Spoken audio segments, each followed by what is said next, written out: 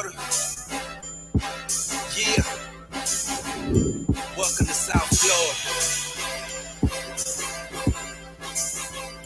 Welcome to South Florida. Welcome to South Florida. When you on the field, is it pregame? Like, is it ever? Are you ever afraid? Does you ever feel fear, or do you ever feel pressure? Nervous. You ever feel pressure? Not one bit. None of that. No. Who's been your tough defender? Like, who's guarded you the tough? Yeah, who's the toughest person you play? I don't see nobody. I knew this. Nobody. He was gonna give us the damn hood.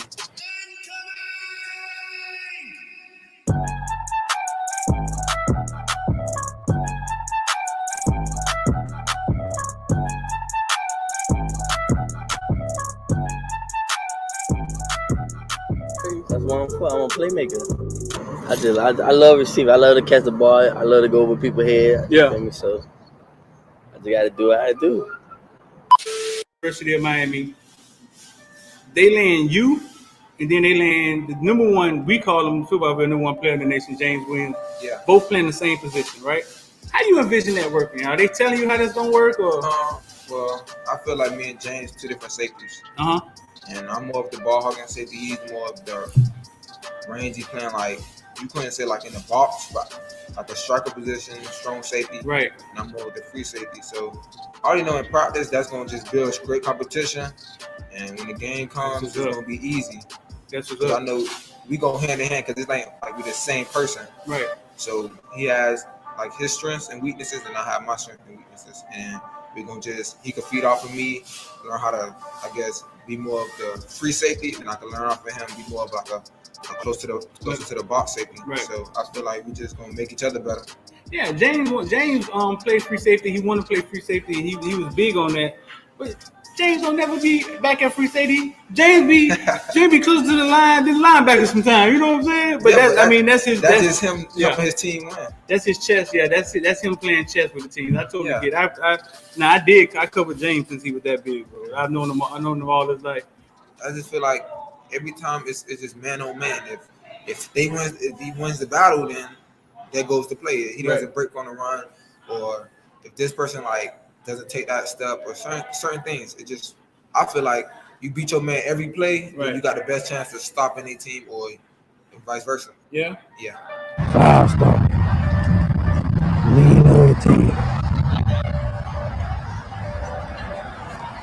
6'12", 276 pounds. Yeah. After that, I just started going crazy. Tackles after tackle. Yeah, the first play was like a tackle for loss, like 6. Yeah. Oh, they didn't touch you, like. Yeah, like they did. Explain to me, dog. Like, what is that about? Like, how do they not? You 6'5", 300 pounds. Is it something? Is it a swim move? Is something you do? Like, they don't see you? You're teleporting? What's going on? I'm too fast for long. They don't realize you that fast when the game starts. Like, I'm gonna be the best player on the field. Like, I just gotta show the world. Like, I'm the true 50. I'm the next 56 up. The next. I'm gonna just go crazy this year. Like, show people like, wow, at 56. Like, show them like I want to take care of my mom. I want to put in a big house, stupid cars, big pool in the backyard. Put on for my brothers, my nieces and nephews, like coaches. I think all of them boys for like having me here at this like position that I'm in now, cause like it took hard work and dedication. Without all of them to guide me in the right path, I wouldn't be here today. So I think all of them for like helping me out. Like, yeah. It's gonna take 3 motherfucking days, and that's what? It's shit. Big time players step up in big game. All the criticizing, all that, it's over, baby. Big time players step up in big game.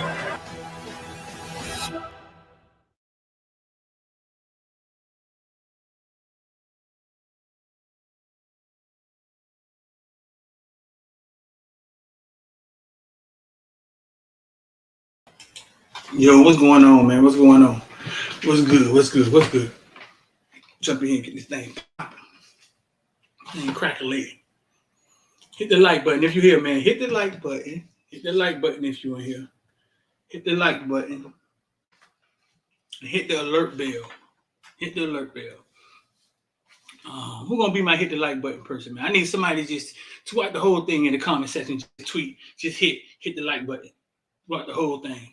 Listen, man, 786-405-9499. You want to get down with IOD Squad, 786-405-9499. If you don't know what IOD Squad is, that's where we it's our Discord, man. That's where we invest. Every day we make trades.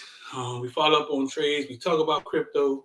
We talk about NFTs. It's a lot of information in on this stuff. Information is always coming in.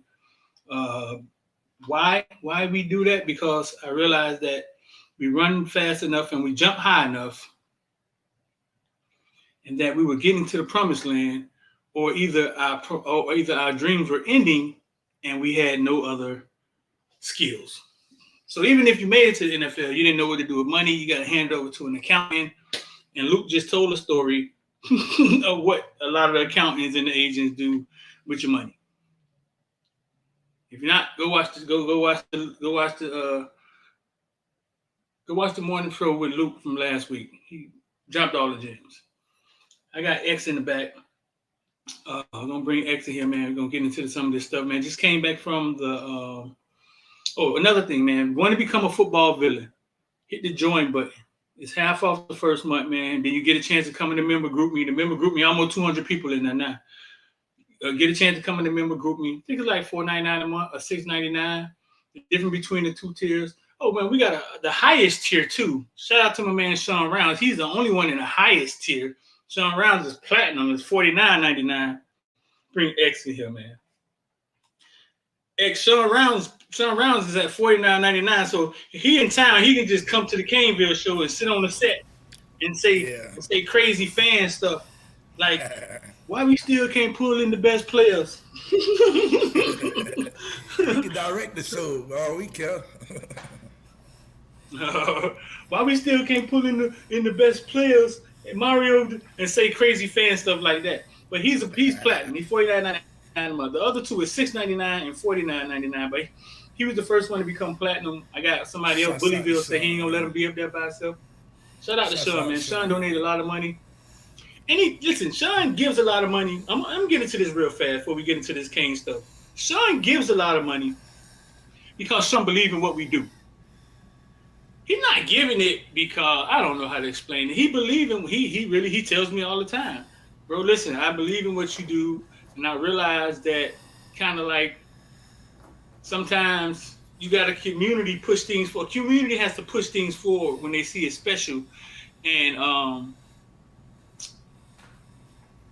because opportunity ain't always equal. I'm just gonna put it that way. I'll just put it like that. You know what I'm saying? But he just believes in what we do. He's been telling me for years, man. And now he's putting his money where his mouth is. Obviously, he have it. I don't think he's giving us his light bill.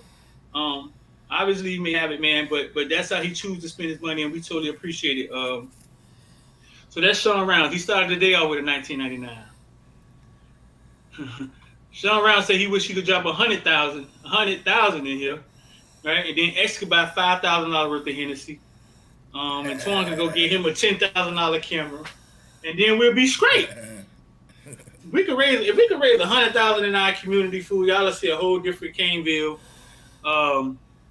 experience. Yeah, no different Caneville experience. What's up with T2Y using the game day experience on us, dog? Who that? T2Y did a video in the first game. He had the game, walk around, interview. He interviewed me, and then he called it game day experience. Wait a minute, T2. What we got going on? Rich should be joining us soon, man.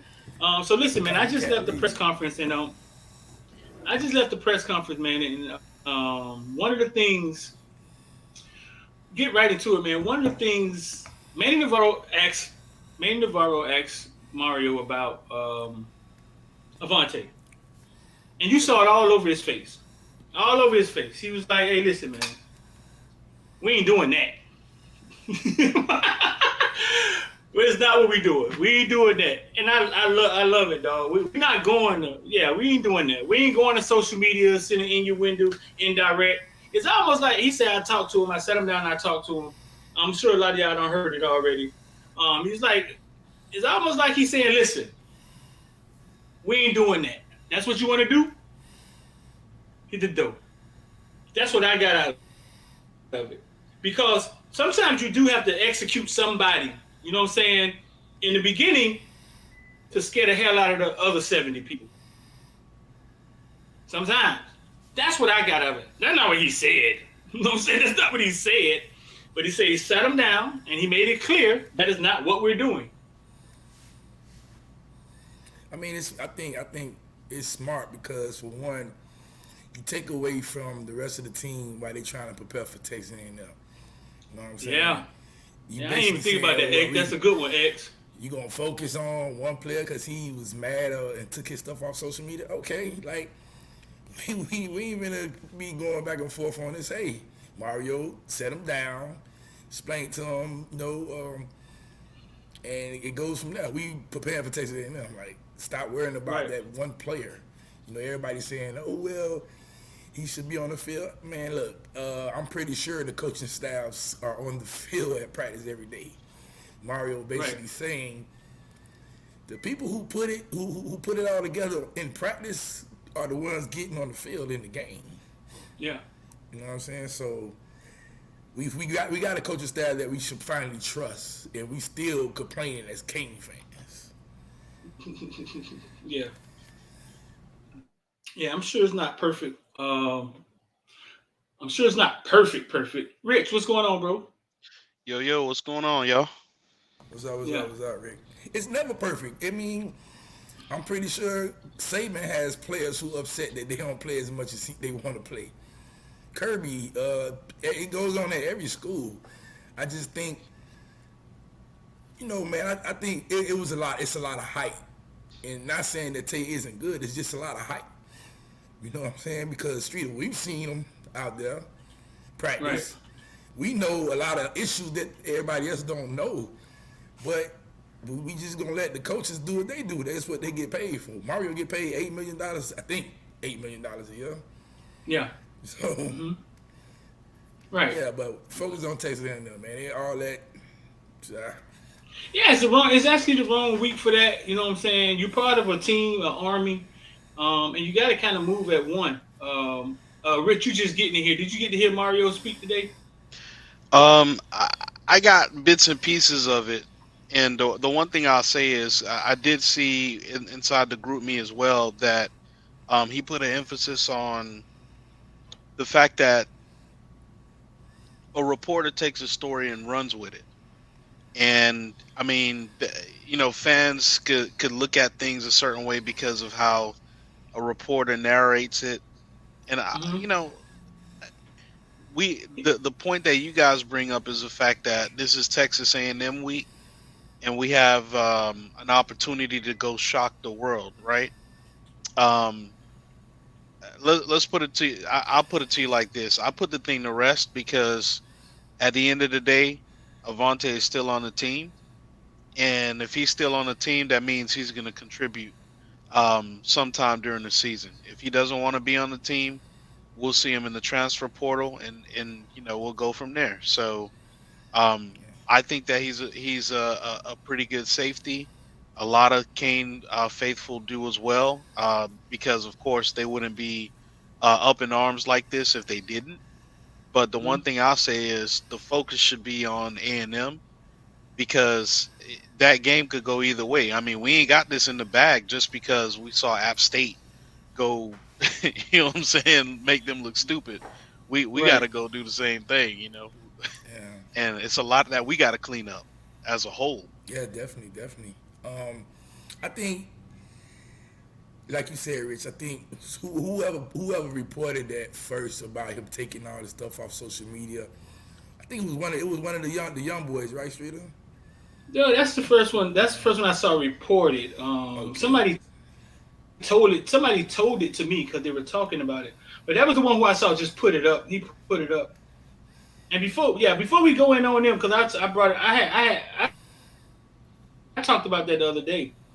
It's news, bro.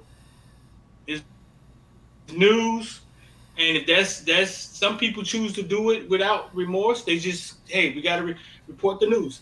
I was told that by someone. Listen, if you're not reporting everything good and bad, then you're just a fanboy of the Canes. That's how the media looks at it. But yeah, you know what I'm saying? That's how they look at it. Well, yeah, that's how they look at it. I think how we look at it is a lot different because we actually do care more about the kids. You know what I'm saying? About the players. It's not just. I don't think it's a fanboy, but I just think that's just something that the coach and the players will deal with. You know what I'm saying? Like it really ain't got nothing to do with the fans at all. You know what I'm saying? That's between him and the coach. For I mean, I get it, it's media, like you say, it's bad or good. Somebody, fans want something to talk about. That was something to talk about. They do. That was something to talk about all Saturday, all Sunday. People hitting me, man, X, what's going on with Tay? I'm like, listen, don't ask me about Tay, man. I'm ready for Texas A&M, man. Yeah. Tay ain't gonna be the reason we win, or he gonna be the reason we lose. No, I'm not on that. Yeah.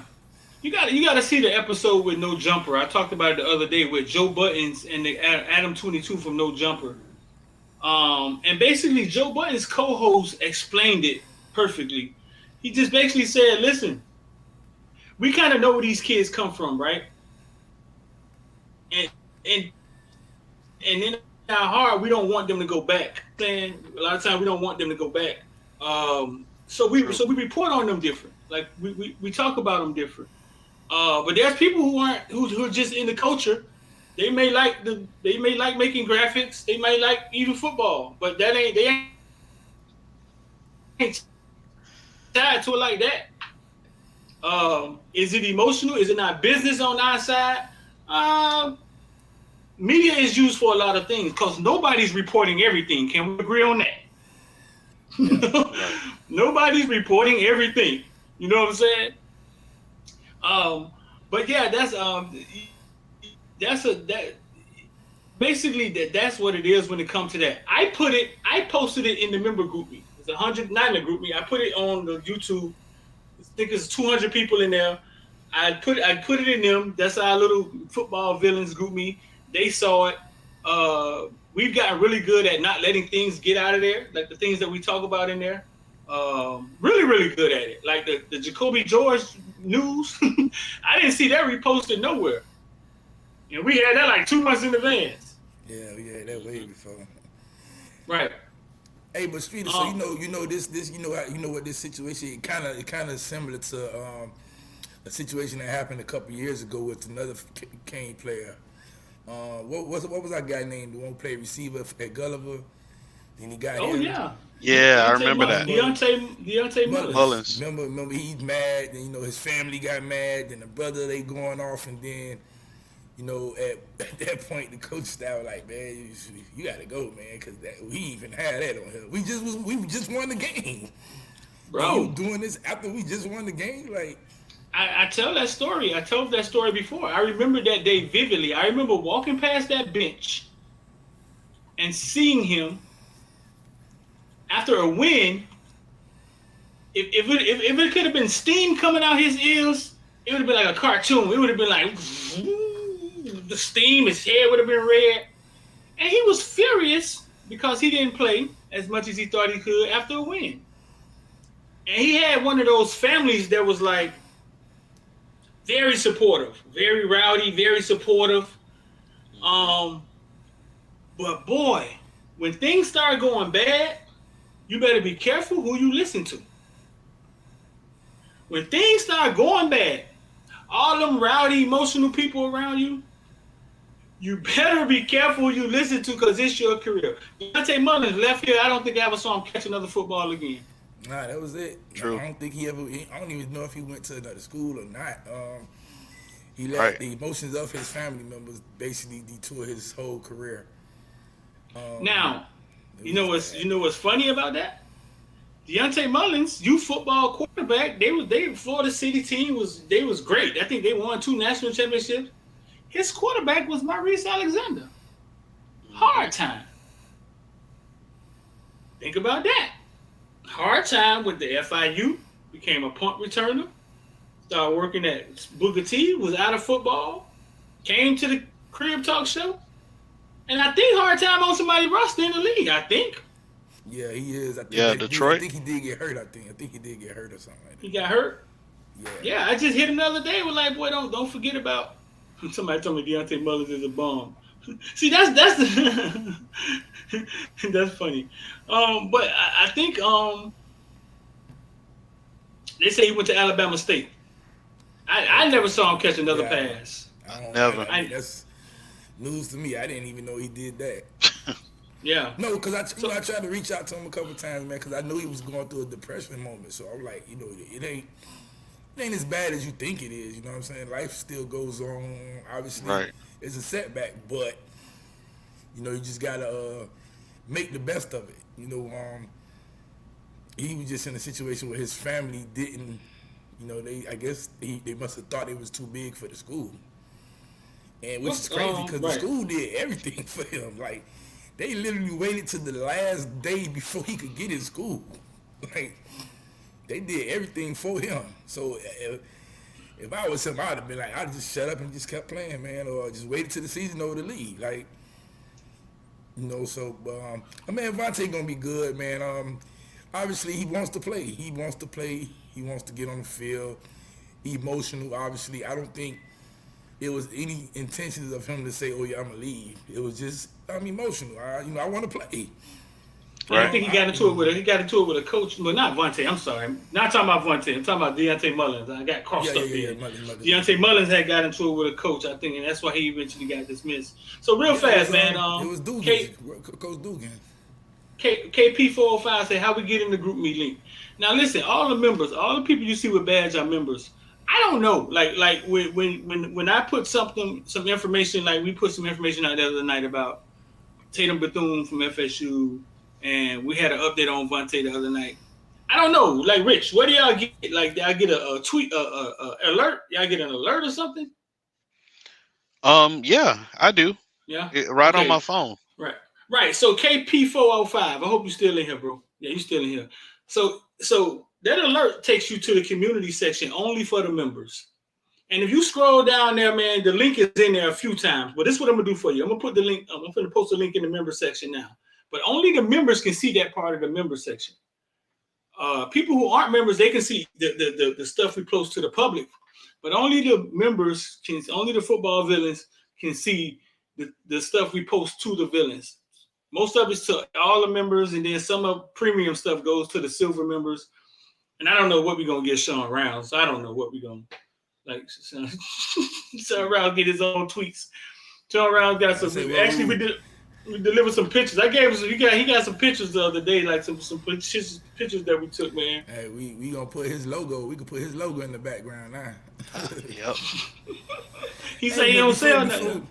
Before we move on, I just read a comment, man, and the dude talking about James Williams is not a safety. Why y'all keep saying the man ain't a safety? Did you not see him out there covering this weekend? The commentator said the other day, X, you heard the commentator said? Yeah, the commentator said. Yeah. He said, why is James why is he prolonging? He said it was almost like somebody told him to say it. He said, why is James prolonging the inevitable? Why don't you just go ahead and play linebacker?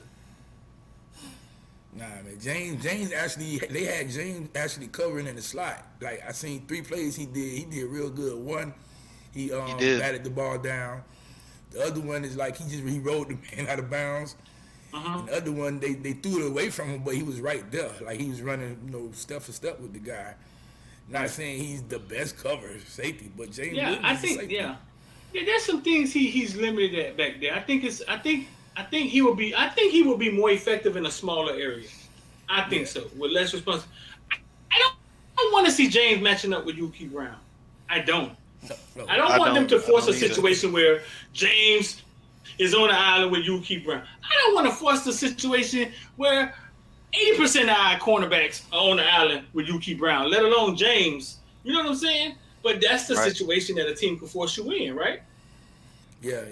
When you just say they go like a spread formation, 11 personnel, depending on the side that the tight end is on, you could have James either have to come up and cover that guy in the slot, or most likely gonna be James. I don't think they want Cam. But no, because Cam did that the first game. Cam did come up and cover in the slot on the first game. So yeah, he'll be more suited for that. I guess it's a situation where they just Whoever has that 11 personnel with the tight end on that side of the field will come up and cover in the slot. I don't think it's a good idea, man, but again, you don't want James covering you, Keith. I don't even know who you want to cover you, Keith, on our team, to be honest, but unless it's couch. Not many. Not many. So K5, I hope we answered your question. Today, what was funny was somebody asked Steele a question like, you said you're going to run three safeties on the field. We haven't seen Vontae as much. Do you still plan to run three safeties this season? Anybody know what he said? What did you say? We ran three safeties every game. His name is Blades. And he looked at it like, I was about to say that's the three that's in the game. That's how he looked at it. He looked at it like, that's the three. That's the three that's in the game. Yeah, I was about to say what was Blaze? Because Blaze is safety now.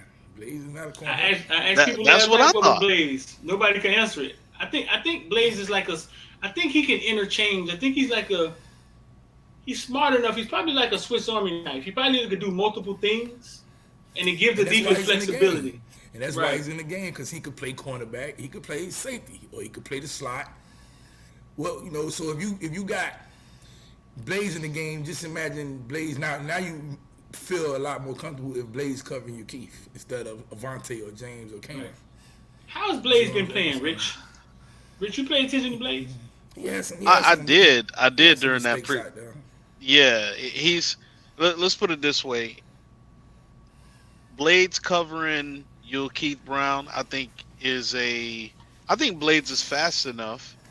The problem I have is the aggression. So this is why we're having this conversation. Everybody knows, the motor that Avante has. It's been well documented. It's just in terms of speed and keeping up with a Yul Keith or a slot guy who's of that caliber. Tay would be a better cover guy than Blades. Now, the thing that makes sense for Blades is one of the issues that we had in the past is blown coverages, right? So last year, not even comparing the schemes that we run now, but I would say that Blades is a safety valve, right? So you could always kind of depend on him to support you, whether it be run or pass. And I think that's what he does very well. As far as like that fast twitch, instinctive nature that you got to have to play safety, I think Vontae has that. And part of it is because Vontae's been playing safety for, since high school, right? So Blades, his whole career. Exactly. So Blades is a DB, but he's kind of new at University of Miami to that safety position. Well, but Blades did play safety at St. Thomas, though. He did play some safety at St. Thomas. He played some safety, some cornerback, right? Yeah. St. Thomas had a whole bunch of corners that year, so he had to get on the field somehow. But right. Blaze is, he's a safety.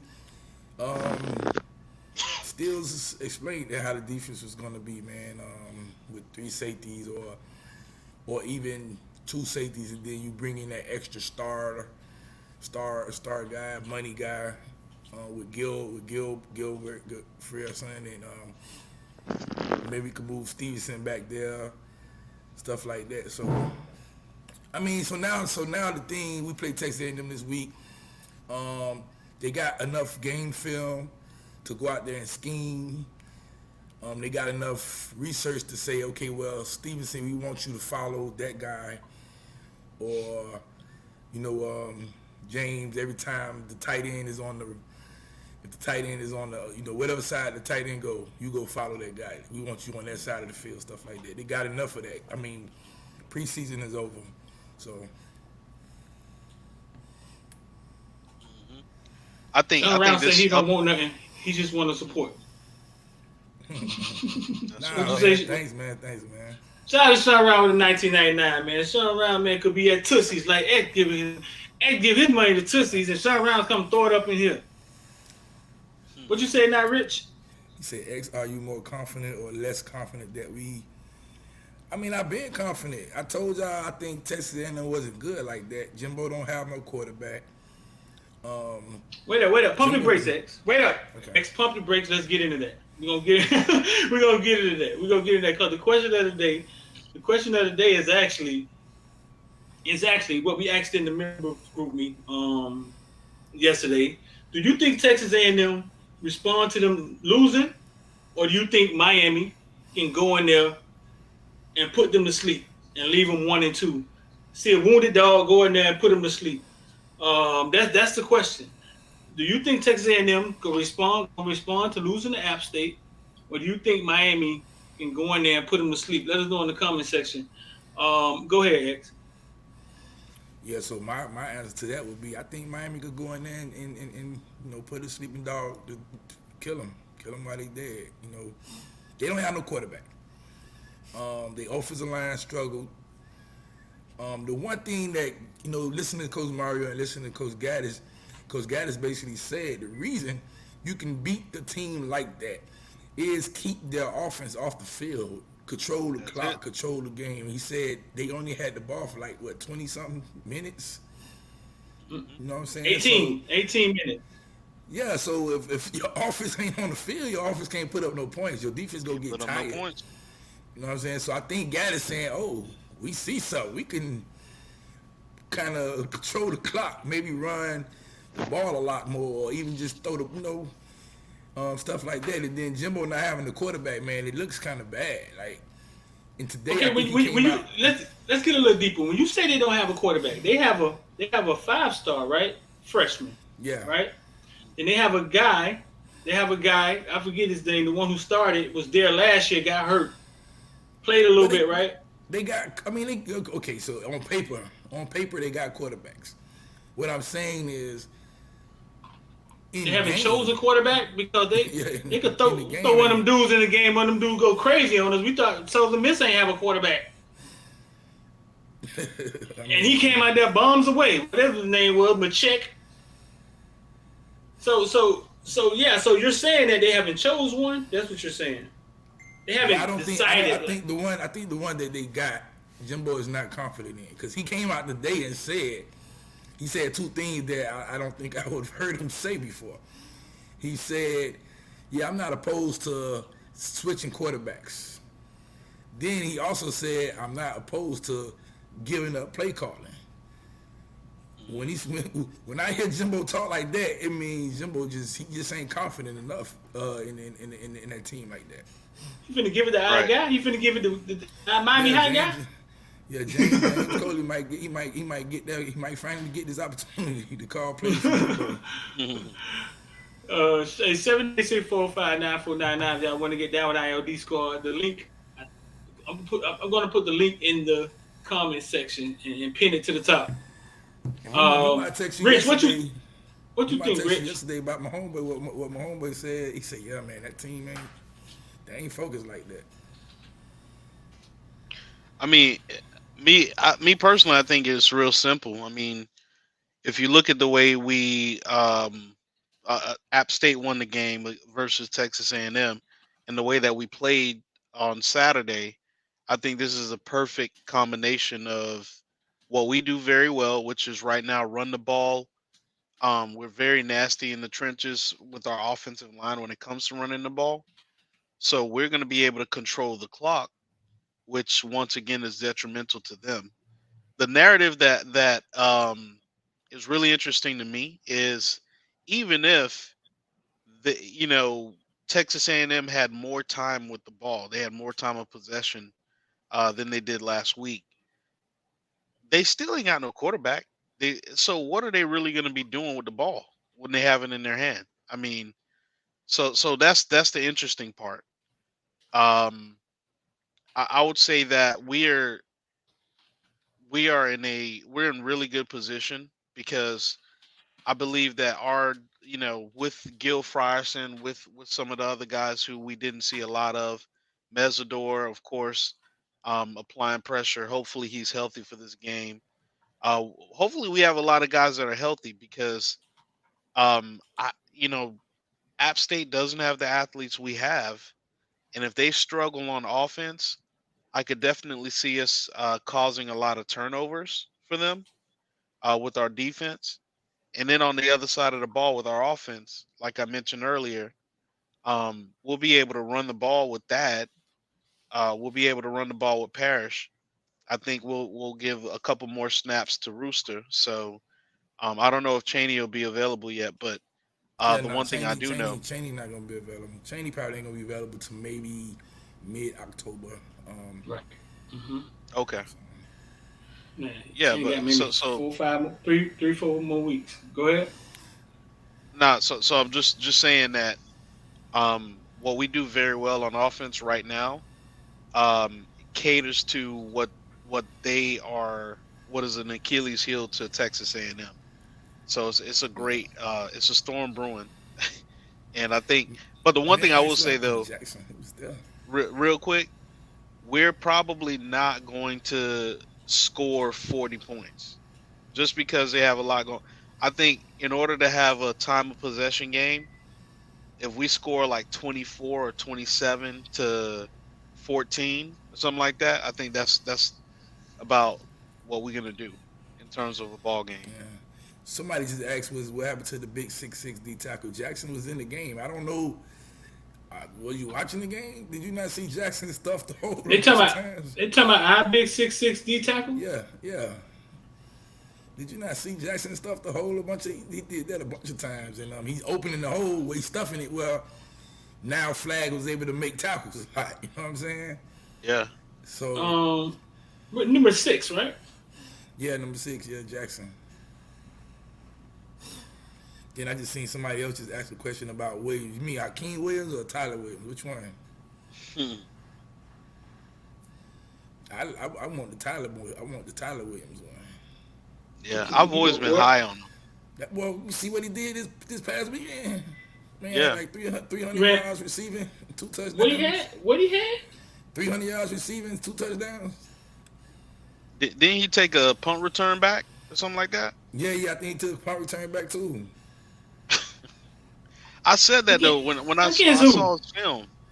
Man, it could have been the house of the blind. That's still kind of but he just looks good. He looks good. When does he commit? Tyler commits on the 27th. Hakeem commits on the 23rd. Gotcha. It looks like Hakeem is going to end up going to Florida State. Well, committing to Florida State. I don't think he signed with them though. Ain't that crazy? Yeah. What? Hakeem has Wow. been like a pit lean for a long time, and he's gonna commit to Florida State. Yeah, I think he just, for one, his best friend is up there. His best friend up there, the linebacker who played at the same school with him, he's up there. Yeah. I think Hakeem, he just, for one, the staff want him. They want him. I mean, from the games I've seen Hakeem play up personally, I just don't know how well he would do with Miami. He might do good. He might, be great. I just don't know. But I just feel like he just don't have that interest in Miami like that. Yeah. I think when the other coach was here, yes. If what's his name, B-Mac, if B-Mac was still here, I think Hakeem would he'd be a Hurricane. You think so? That's who he was in love with, B-Mac. Oh no. That's who he was in love with. I mean, that's who he was real close with. He liked the coach B-Mac. But yeah, man, back to the A&M thing, man. I just don't think their offense looks good. One thing I do think this week gonna happen, I think you're gonna see a lot of deep throws downfield too. You think so? Yeah. There's Darryl Jackson right there. You see him? That made the tackle. Oh my God. It's a grown man, boy. If Steve takes the right cut, he makes that tackle in the backfield. Come on, Steve. You got to do better than that. Don't run into the blocker. Steve could have shot that gap and got that boy, Could huh? have shot the gap and right there, tackle for loss, Steve. Steve watching. Yeah. What you know where that comes from? Bad teaching from bad linebacker coaching from previous years. Shout out to Coach Kane. Say I have small pockets, but I here to keep footballville going. Ain't no such thing as big pockets and small pockets. Sean Round and Scrooge McDuck. That's fine. Whatever y'all give, man, it helps. So yeah, that ain't no. Only people getting pissing contests is Sean Round and Bullyville. Yeah, bro. We appreciate whatever y'all. You know what I'm saying? Everything we gonna rep. Everything y'all put up here. We gonna rep it. We gonna put it up. We'll read your comment. Yeah, you ain't gotta be big or small. Smooth, we got Smooth in here. Smooth, you was sweating the other day, man. You almost got beat by a dude named Bert Auburn. Look like Carrot Top. I almost put y'all. They better be happy. They better be happy that quarterback went out, boy, because he was lighting it up. He was about to get the going. Yeah. So man, if you just getting in here, man, hit the like button for us and share. Hit the alert bell, subscribe. That's a lot of stuff, man. That's all free stuff, though. If you want to join and be a football villain, it should be next to your join button, or is it? Or I'll put it in the description for you. The question is: will Texas A&M respond to the App State loss, or will Miami sense a wounded dog and go in there and put him to sleep? Now the other question becomes, okay, if UM goes in and beat Texas A&M, how do you judge UM off of the fact that Texas A&M just might not be good? If UM goes in there and beat Texas A&M, right? Yeah. How do you judge? So you're saying like it's like Florida State beating LSU, and now you're like, yeah. How good is LSU? yeah, something like that. It'll be like, well, is Texas A&M really good to lose to App and UM? I think going into, like, if in comparison to Florida State LSU, I think a lot of people had in the back of their mind that LSU wasn't going to be that good due to having a Brian Kelly come in and really shake things up down there. And I just don't think that he's a LSU type of guy. So just like when we had Al Golden here, Al Golden might know his X's and O's, but he wasn't a Miami coach. I don't know if he knows X's and O's. That thing ain't working in Notre Dame right now. I know. Yeah, man, but we gotta, man, Street, we gotta go save Coach Marcus Freeman, man. He about to get the black man fired. What, they 0-2? Come on. Yeah. I heard one commentator say that he lost 3 games already. I'm like, they count games from last season? They count the bowl game. They count that bowl game. Yeah, Jacoby George he's playing this week. So back. Getting Jacoby George back, X, what did that add to the offense? Not necessarily speed, but what does it add? Well, now you got another excellent pass catcher who, if you throw him the ball and he could get his hands on the ball, he's gonna catch it. You know, if you're playing those series, if you covering a 1-on-1, he don't have to run by you. He's just gonna catch the ball on you no matter what. So now you got another, almost like Rambo. I mean, I would say that they probably have the same speed, him and Rambo. My question is, the way Josh Gaddis talked about him today, it was like, what role would he play? He talked about him almost as if he got to fight, get himself back on the field. Well, yeah, I mean, he's been missing for 2 weeks. Everybody's stepping up. You see Michael Redding got in the game. He had a pretty good game this week. If you look at the stat sheet, it looks like TVD 2 favorite receivers are Restrepo and Brashad Smith right now. Right. So,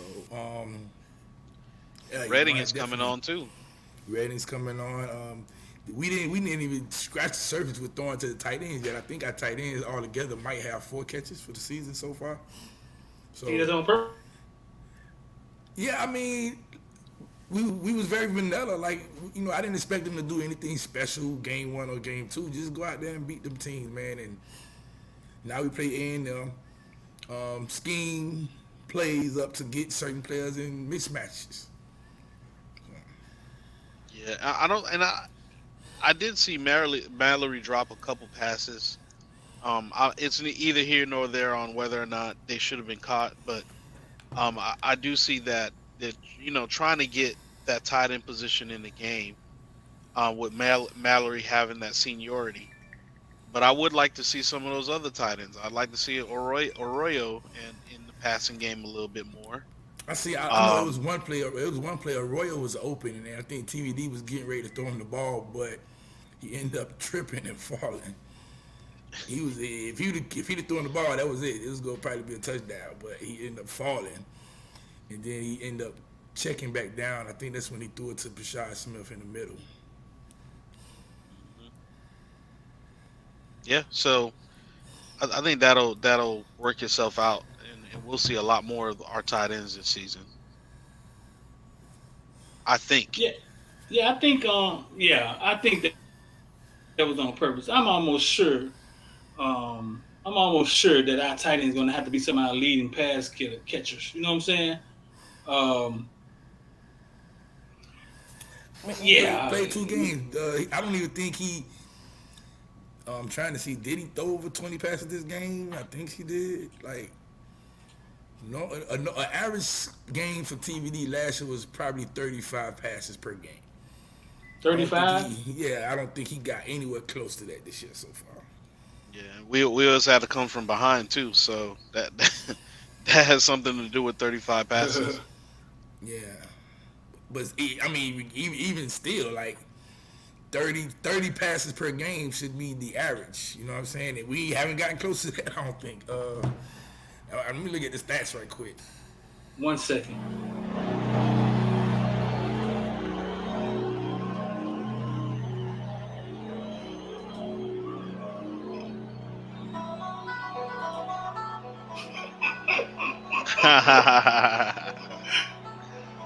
Here we go.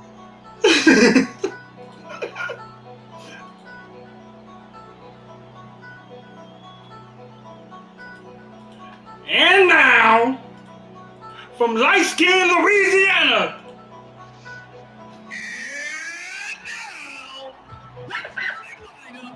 who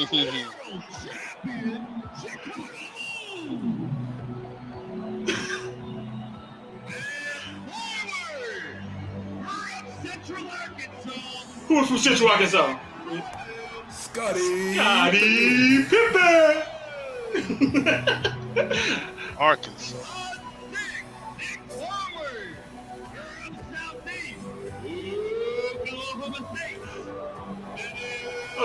This is the real Chicago Bulls team with Rodman.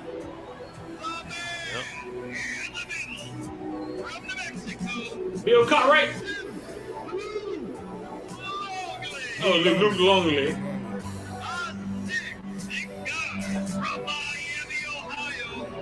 Miami, Ohio. Ron Harper. Carolina.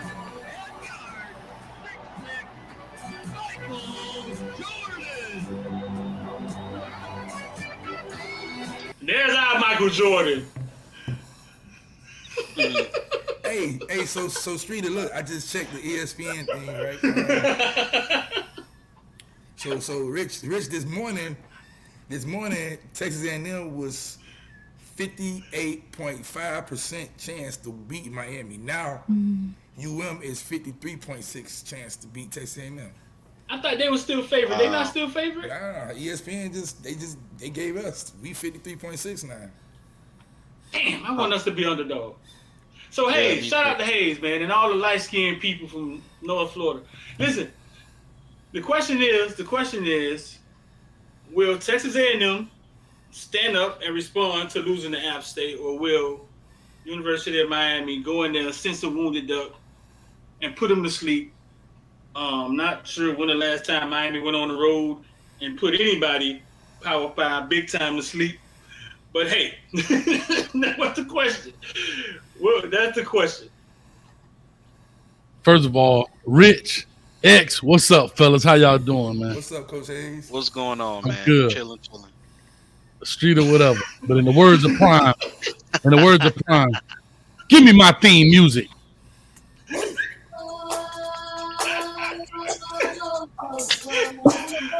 Goddamn Disco Rick.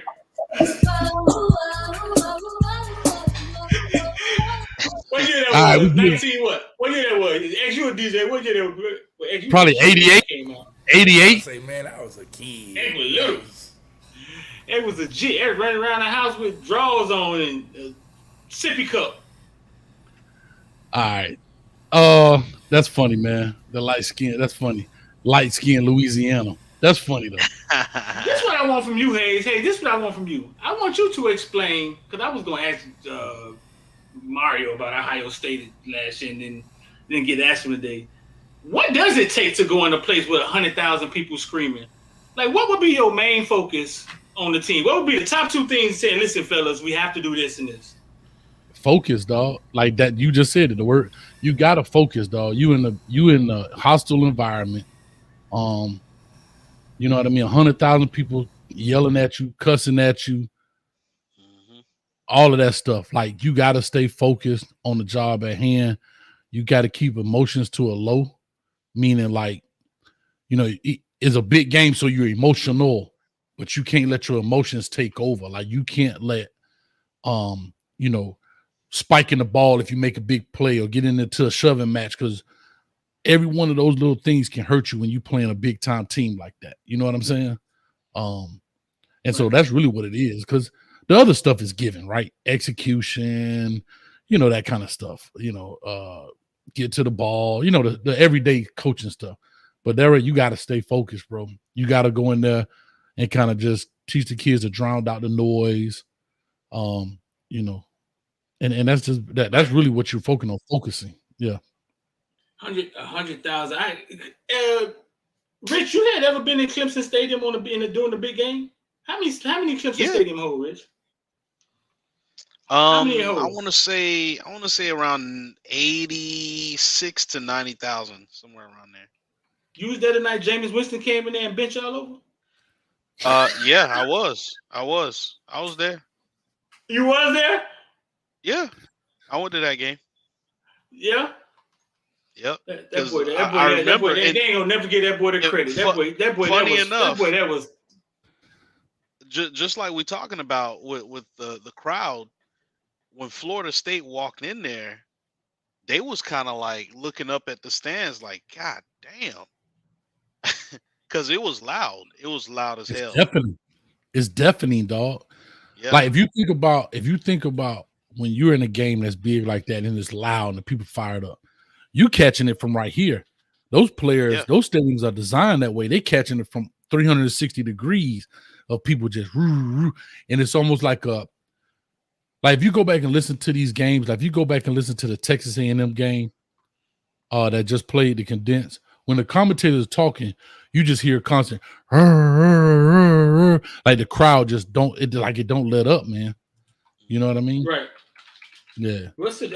Steele talked about it today. Steele was like, it gets so loud that you cannot hear the headset. Like you can't hear anything in the headset. So they was like, "What do you do, Coach?"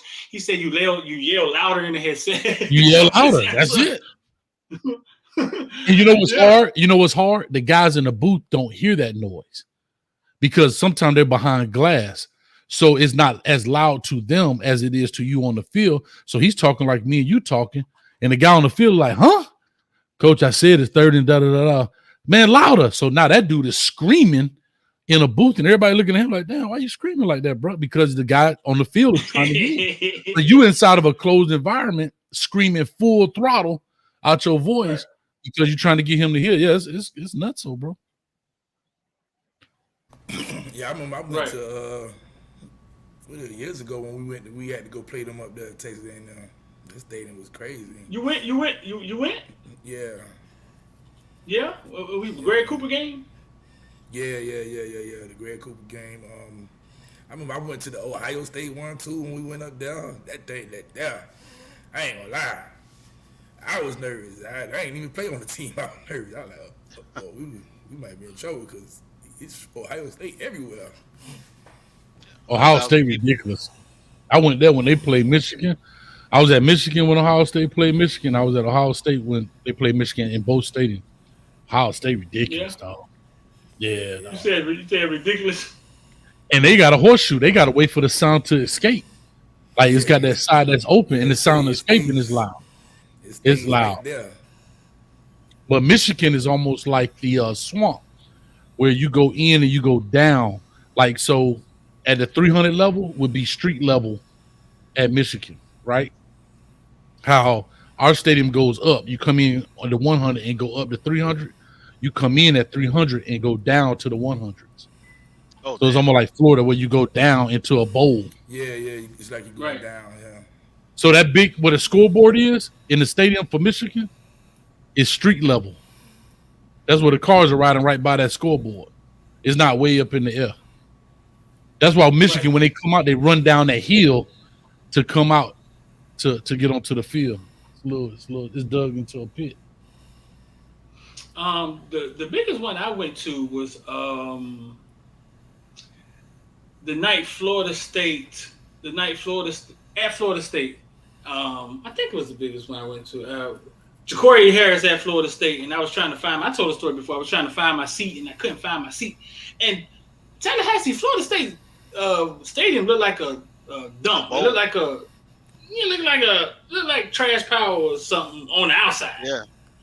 I had never been there at night. You know what I'm saying? It looked like a fair, like a state fair. Somebody selling cotton candy, got a monkey giving you quarters. I mean, it looks like a dump. That's why when people talk about our stadium, though. Our stadium is like state of the art, fool. Most of those stadiums look like, I don't know, like relics. Exactly. Yeah, exactly. I'm gonna give you some useful information. Go ahead, finish your point. Go ahead. I'll use some useful information. But when I finally found which pit hole I was supposed to walk through to find my seat, I walk in the stadium and I look around like, holy crap, we finna lose. Because what it looked like on the outside and what's going on in the inside, it was nighttime. They had just renovated the stadium. Everybody was, I was like, there's no way sophomore Ja'Cory Harris finna go in here and beat them. And then 5 minutes later, Travis Benjamin went for about 70 yards down the middle. And I was like, oh, we might be okay tonight, boy. But in those moments, I think the great ones, I think the good ones lock in those moments. They save in the moment. Yeah, they lock in, they focus in those moments because it's just you. It's you and your army, you and your team in battle. You know what I'm saying? So y'all gotta trust each other in this moment. Go ahead. Hayes about to say something. Oh, go ahead. No, I was just giving some useless information that that Florida State, for real, Florida State Stadium is the second largest brick structure in the world. Yeah. It's the second largest what? Brick structure in the world. Oh, it is mostly brick. And the guy who bid on it ended up going bankrupt, had to close his company because he underbid himself so bad when he built it. That's just useless information, but Tennessee is another one. I've been to Tennessee Stadium. I was going to say Tennessee. I just want to say Tennessee, man. At night, man, they got the fireworks going off, bro. The dog over there, bro, it's nuts, bro. Man, and I'm gonna tell you this about Tennessee. Yeah. So I'm up there. We got recruits up there, and they got they. I don't know if they started this, but I know they were one of the first. Their Vol Walk. We do the Hurricane Walk now and all of that stuff. So the Vol Walk is where the players walk through, and all the people see them. Hey, how you doing? They wear suits. And it is popsicle orange in the entire outside. The game started at 7:30. 7:15, maybe 5,000 people in the stadium. Maybe. 7:28, 100,000 people was in there. Rocky Top, Tennessee. Bro, it was nuts. It's just that fast. Boom. And they got a Vol Navy, like all the people in their boats right behind the stadium is in that river or whatever it's called. I don't know the river. Yeah. Bro, it's nuts at Tennessee, dog. At night, especially at night. Tennessee is definitely, man. That's like you say, man. Everything is that orange, and you got on any other color in that stadium, you might be in trouble. You might not get out of that stadium. And you know what? I don't think, dog. The funny thing about it is, I don't think, and it can't be across the board, but I know our South Florida kids. I don't think our South Florida kids will go to a school for that. Like, no, they don't go to schools for stadiums. No, that's no. No, because they used to Not play in for this eight, era. eight people anyway. Yeah, I'm about to They say used to Dade play. County kids we play at Trash Power, so ain't nobody going crazy about that. Hey, it's so funny, dog. It could be a big time game, right? In Footballville, sometime before the game, I always get the captain standing up there, and you could look in the back, and there ain't nobody at the stadium on one side, and people be like, "Man, what kind of game is this? Two top teams in the nation playing against each other." Right. And Yeah. nobody had, no, dog. We just weird down here, dog. Yeah. We're weird down here. Yeah. I changed my view. Go ahead, Ed. Go ahead. No, I was gonna say I just seen somebody make a comment say they like the Dolphin Stadium because of when it's loud, it's loud because that the thing that he put over the top, it kind of holds that noise in the stadium, and that's how it kind of amplifies the noise. And that's why when we played Notre Dame fans was complaining. They were like they couldn't hear anything, like it was hurting their head because that noise was just like a speaker hitting on the top of their head. Yeah. Yeah. No, I was gonna say that. Hell, I don't know what I was gonna say.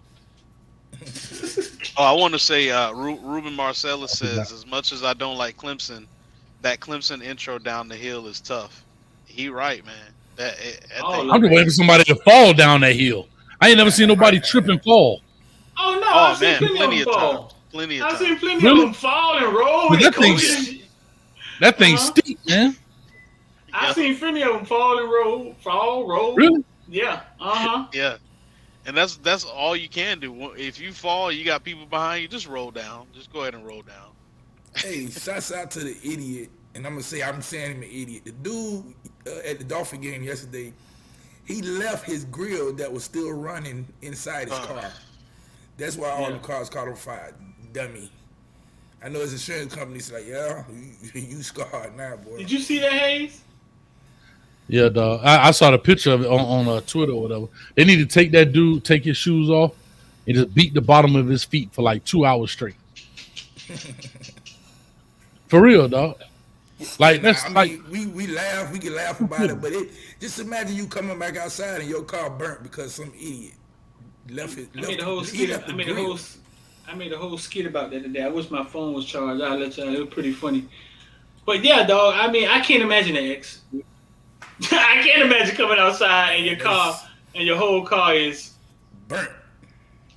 Incinerated, dog. Just gone. Cause some idiot wanted to leave a burning grill inside his car. I'm surprised it don't happen more often though, man, with all the drinking and stuff. But you're not gonna leave a burning grill, Streeter. Like you'll leave the grill outside. You're not gonna put it inside your car. X said it like when you drunk, like you thinking straight. like you're gonna leave a burning grill. You could be, I'm talking about pissy drunk. You're not leaving a burning grill inside your car. Nobody. I mean, I once had a state trooper was a motivational speaker when we was in the Marines. He told a story of a man that was so drunk, got in a car accident, and watched his daughter drown 2 feet away from him because he was inebriated and couldn't get her out of puddle water. That's how drunk he was. And X is saying you can't leave a grill in the car. I've seen people drunk enough to do.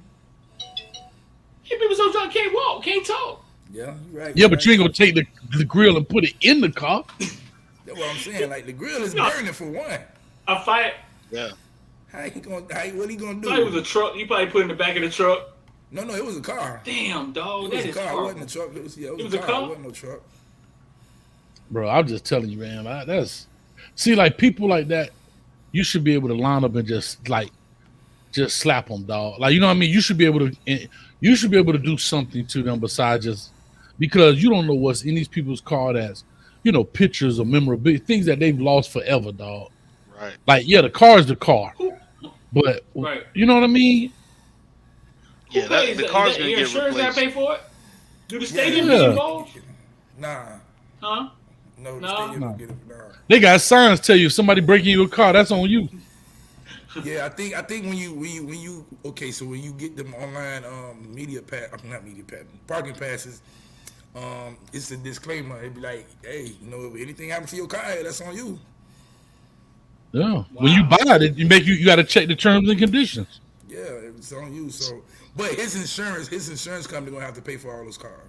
So somebody said, Ruben Marcellus said there was a Patriots fan there that has his Yeah, it was a $130,000 Benz. Benz got burnt. He had I don't know if it was $5,000 in the car. 130,000. Yeah, I don't know if it was 130,000, but it was a Benz. It was a Benz. It was a nice one too, but I don't know if it was 130. But I'm gonna say this. I'm gonna say this. This is why this is so bad. You're not going to be able to buy a new car because your car has already lost its value, right? So let's just say my car paid for. I'm good. It runs great, everything. They're going to pay me out for what my car was worth based on the year and the mileage or whatever. And that's it. That's not going to be enough to buy a new car without payments if your car is already paid off. Like, you get what I'm saying? So now you got to either trust some used car thing for enough money, and you don't know what the history is, or you got to now start coming up with payments to buy a brand new car, to buy another car. Like, nah, bro. Nah, I need him to take an equity line out on his house so I can buy me a new car. I need my car. That's right, Chris. Hennessy wouldn't have made him do nothing like that. Hennessy ain't make nobody's leave no burning. Nah. Listen. Question. Louis Baby say question. If Parrish continue to run the ball well, how do you insert Rooster? Starting with you. Let's go. Henry Parrish continues to run the ball well, which I think he will. What you do is you get Rooster in situations where you could throw him the ball out the backfield. You give him 6 to 6 carries per game. Throw him about 5 passes out the backfield. That's 10 carries per game. Maybe get him a punt return here and there, stuff like that. So, I say the same thing. I think just like we saw with the mixture of Thad in the game, you don't Parrish, Rooster, both of those guys. You're not trying to have them take more than 15 touches in a game because they really don't need all of that to be effective. So I would say you could definitely insert Rooster in. They could be on the field at the same time. You can have Rooster in the slot. As a matter of fact, if you want, you can have Thad at H-back, Parrish at running back, and then have Rooster in the slot. I mean, you could do a lot of different things with those backs because they're all kind of different. So you can insert all 3 of them, in my opinion. Yeah. But like I said again, I think Rooster's best. He's best situated to get the ball out the backfield, not run it up the hole. Get him in space. That's where he's best situated at, where he can make plays, make people miss in the open field and stuff like that. Dub say Parrish not better than Rooster.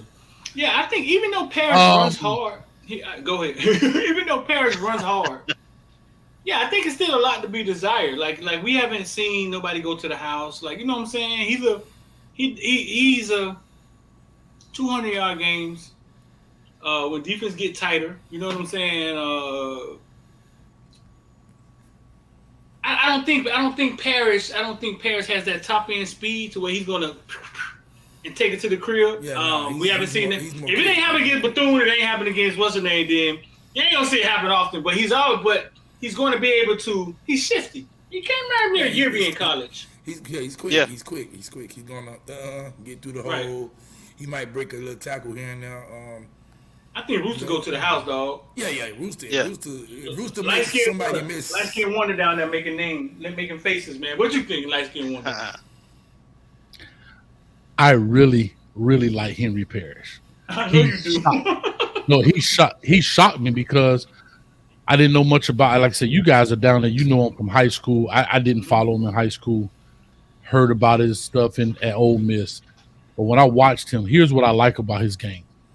He may not be big in stature, but he runs between the tackles. And I think I've only saw him take a TFL once. I seen him get hit in the backfield, -3, come out and get 2 or 3, right? Like busted blocking, get it, fight through it.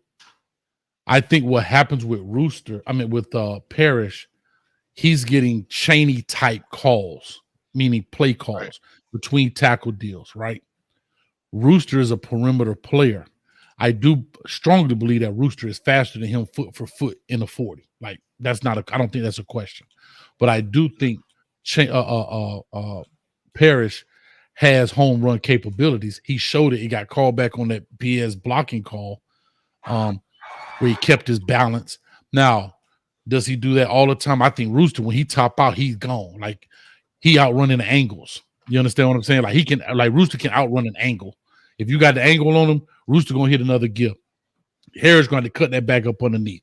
Yes, I totally agree. Right. But I think that Henry Parrish, based on his running style, I know the 2 games we played, but he did kind of take over a Chaney's role. He's not as big as Chaney. I understand that. But he run hard, bro, harder than I thought he would be. I thought he was a scat back. You know, like this dude like get behind his pads and he's always churning his legs and going forward. In that sense. And he does catch the ball well out the backfield. So how do you use both of them? Just like that. You use Henry Parrish, you use Chaney. Rooster, and you use Thad. Like you can use all 3 of them all, in basic situations. Use them all, bro. Don't be scared to be great. All right, moment of silence. They all into the end zone. Y'all remember this? This is from Miami, Columbus versus No. Freeman Jesuit. Columbus just outside the red zone. Henry Parrish breaks 2 tackles behind the line of See what I'm saying? jukes a defender, breaks a couple more tackles, heads for the sideline, spins, and gets in. Now, that was him in high school, and we had to choose 2 other running backs. Henry Parrish breaks 2 tackles behind the line of scrimmage. I'm a talent in South Florida, dog. It's a couple more. Go ahead, Hayes. That is crazy. No, I'm just saying, like that's what I'm saying. Like he don't play like he 190. He play like he 215. And that's what I like about him. And he's elusive. Now, does he have the foot speed and top end as Rooster? I don't think so at all. Nah, but he definitely good. I mean, he definitely can play. I said he was probably the best back in high school that year. With Rooster and Chaney being in South Florida Hall, I think he was the better back because he just played good in the big games. He carried I'm looking at Parrish championship game. Yeah, he carried that Columbus team to the state championship. Okay, I would I gotta give.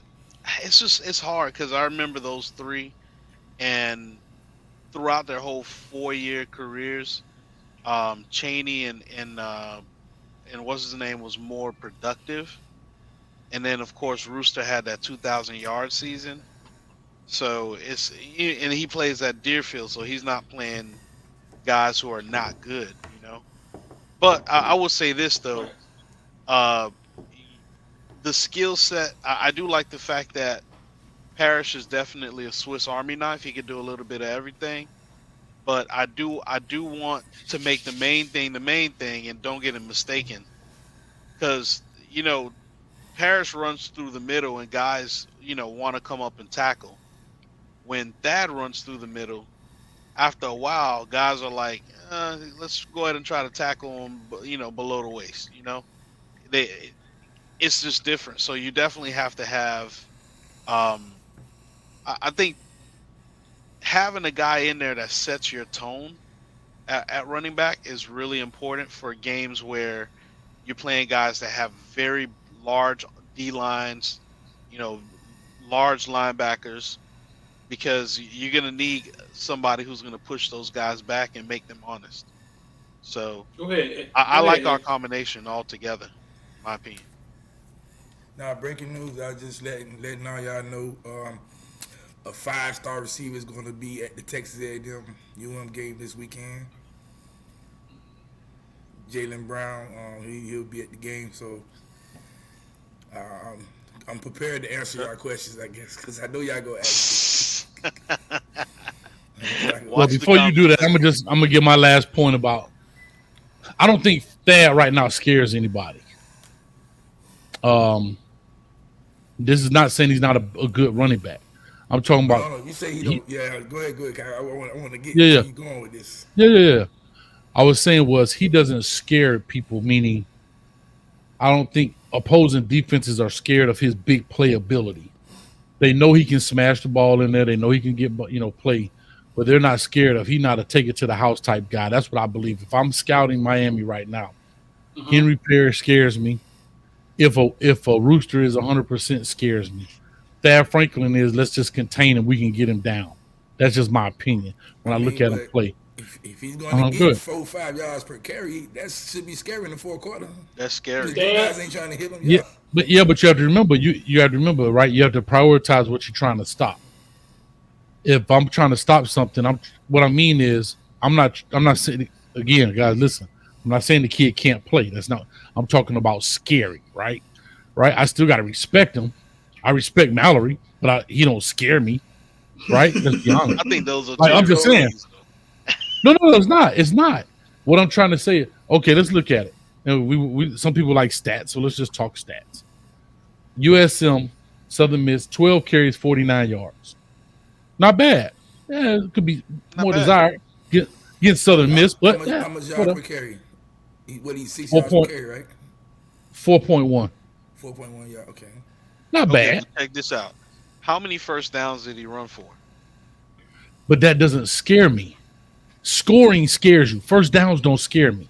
You have to understand what you're trying to do. You're trying to stop big plays. I understand a consecutive amount of first downs will lead you to the promised land, but we're talking about. I'm speaking from a coach's perspective of scaring me, right? I'm talking about we can contain Thad.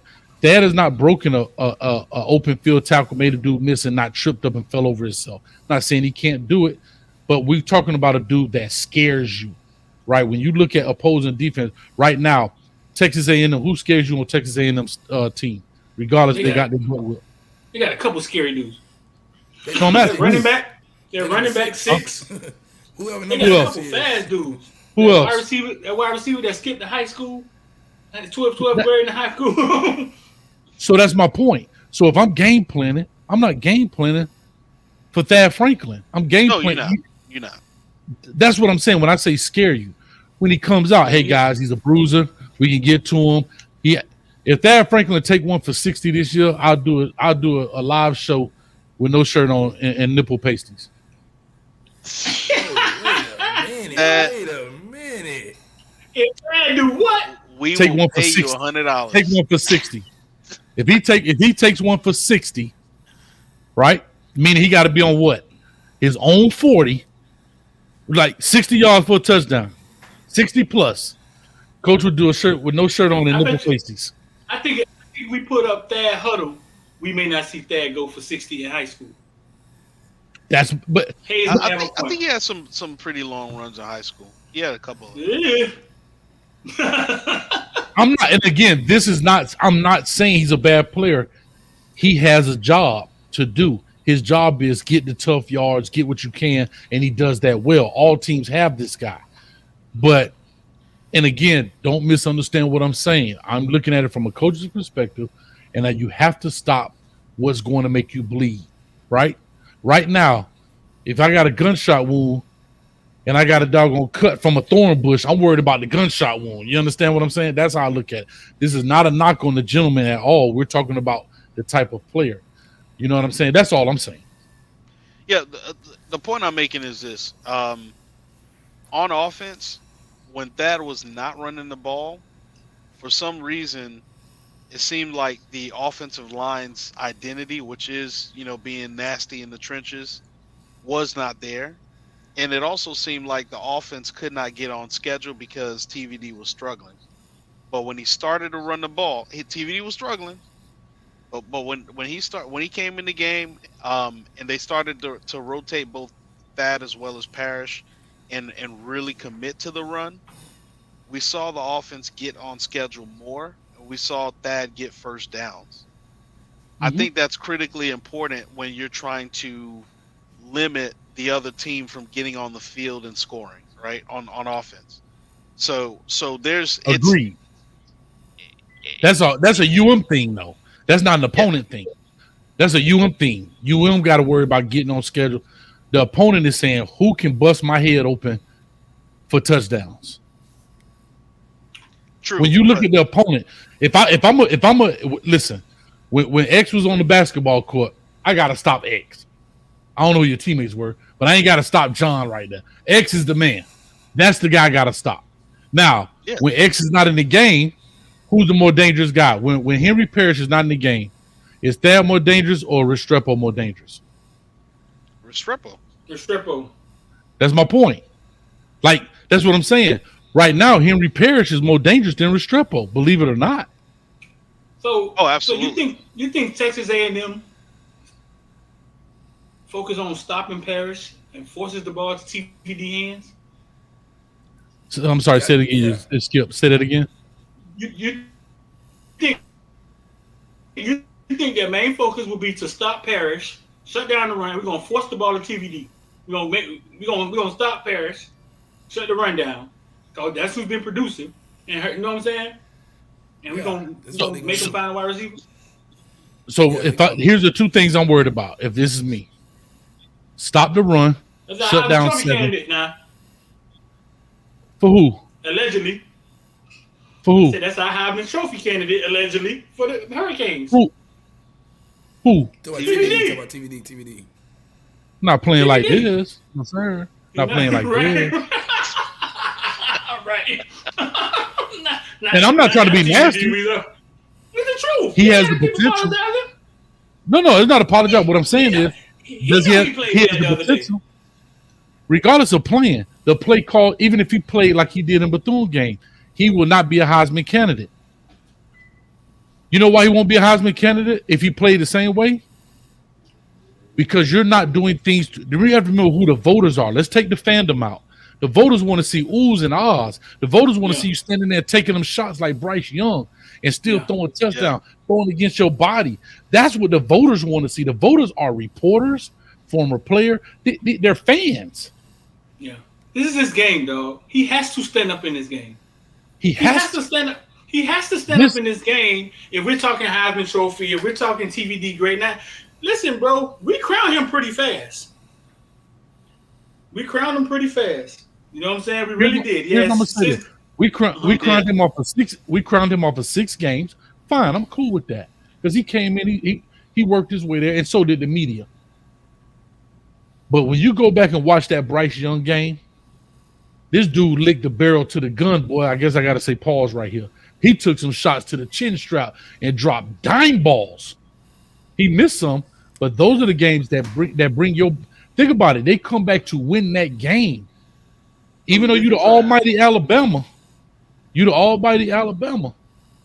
Bruh, you was in the dog fight, and that dude played his game. Like he dropped some dimes. That was a Heisman throw that he made to Gibbs in the end zone. That was come on, 100%. You backwards and hit him in the yaya, bro. The one he shot to the dude down the middle of the field, my man came right up under his chin strap like a party hat, dog. Gave him the business and stood right up in there and launched that. What I'm saying, DVD has not shown that performance yet. And until he does, I think Gallis just like, man, just allow it, man. Just go out there and just get comfortable. You know, get comfortable for the season because they got stuff for him. He was 21 for 30. I mean, he missed 9 passes. I don't know if people go to that's not a bad game. I guess it could be a bad game to him. But again, like if TVD goes out there and had 400 yards against us them this past week. Are we happy, or are we saying, dang, he shouldn't even been in the game that long to do 400? Like, this is Southern Mississippi.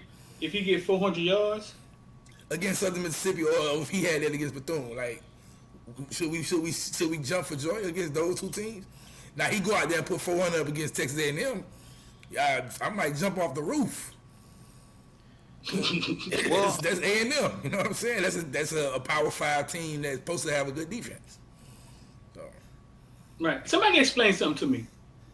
When we describe TVD, right? We always say it was 6 games, right? TVD played in every game but one game, right? He had 11 attempts versus whatever. Who was that? Central Colorado, House of the Blind, Connecticut. Then he had 29 attempts versus UVA. That was the first 45 attempts versus, No, go ahead. Bro, listen, he played in. He had 11 attempts versus that, and we know we took him out of the game, put the other quarterback in the game. That's why he had 11 attempts versus Central Connecticut, whatever. But he played in 1, 2, 3, 4, 5, 6, 7, 8, 9 games. Why do we keep taking those other 3 games off? Because he didn't start. It wasn't. He didn't start. He played, but he didn't start it. He did He start started from the Virginia game. He started in the College of Charleston. He started in like 8 games, Hayes. Yeah, 9 games. He started the College of Charleston game, but right. I mean, we don't. You confused now, Hayes, right? why do we keep taking those? Because he was trash in those first 3 games. He was kind of jittery, and then boom, the light came on. Yeah, I mean, but Lashley handicapped the TVD early in the season last year. He wouldn't let TVD do nothing. He wouldn't let him do nothing. It was, hey, this is the play, and the ball supposed to go here. That's it. Hey, Hayes, say something. You was mute, Hayes. Say something again. You was muted for some reason. You muted. Unmute yourself. Yeah, you still on mute. I don't even know how you did that. But TVD played in. Only game he didn't play in was the Alabama game. Alabama and App State game. He didn't play App State game. App State game not on here. What the hell? Why is the App State game not on here? King played that game. Oh. That's when King got hurt that game. No. He didn't. Okay, so he didn't play App State or Michigan State game. He didn't. So he didn't play the first 3 games. That's right. He didn't play the first 3 games. So what we're looking at is that he threw the ball every game he threw it. So he came in the Alabama game and he had 1 attempt. So he played in all these games, but he started at UVA, right? He started College of Charleston, then he started Virginia. Yeah. UVA, then North Carolina. That's when he was still. He threw the ball 45 times in North Carolina. He was 20 for 45, and then he started catching fire, right? Yeah. We crowned him pretty early. Then he went to Florida State. He disappeared for a half, right?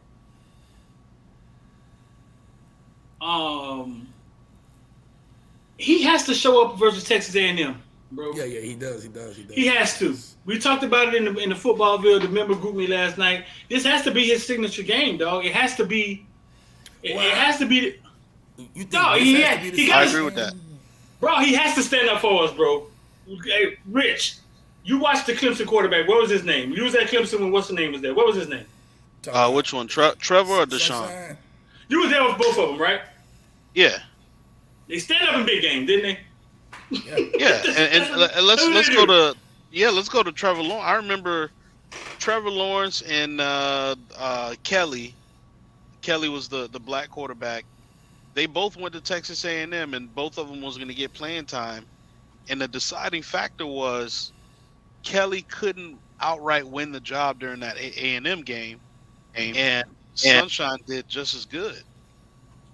And that's what ultimately, it was like, look, Kelly, this was your game to come out and do something, and you didn't. So we're gonna go ahead and let the freshman do his thing. Right. Don said, I don't think so. Mario gonna try to run the ball. Whether Mario try to run the ball or not, Don, we gonna have to. TVD gonna have to let his balls hang in Texas for us, dog. We need him. We need him, dog. It's a big game. It's a big game. He has to win this big game.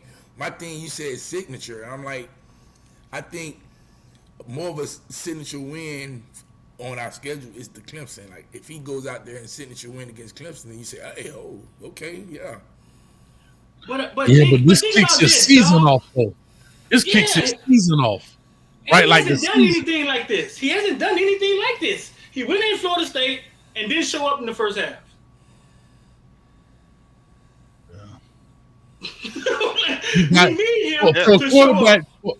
For a quarterback, we talking about Heisman candidate, even an NFL try, right? He's going to get an NFL try because he has all the tools. But it's going to be a difference between late round pick, early round pick, depending on how the season goes. Hell, even a free agency. Because remember, the NFL is always looking to get more for less. If I can get him for cheap, remember, it's a business for them. So let's take the fandom out. Because they can always justify and say, well, look, in 2021, you threw for almost 3,000 yards. This year you threw for 1,800 or 2,000. Yeah, it's not worth the money.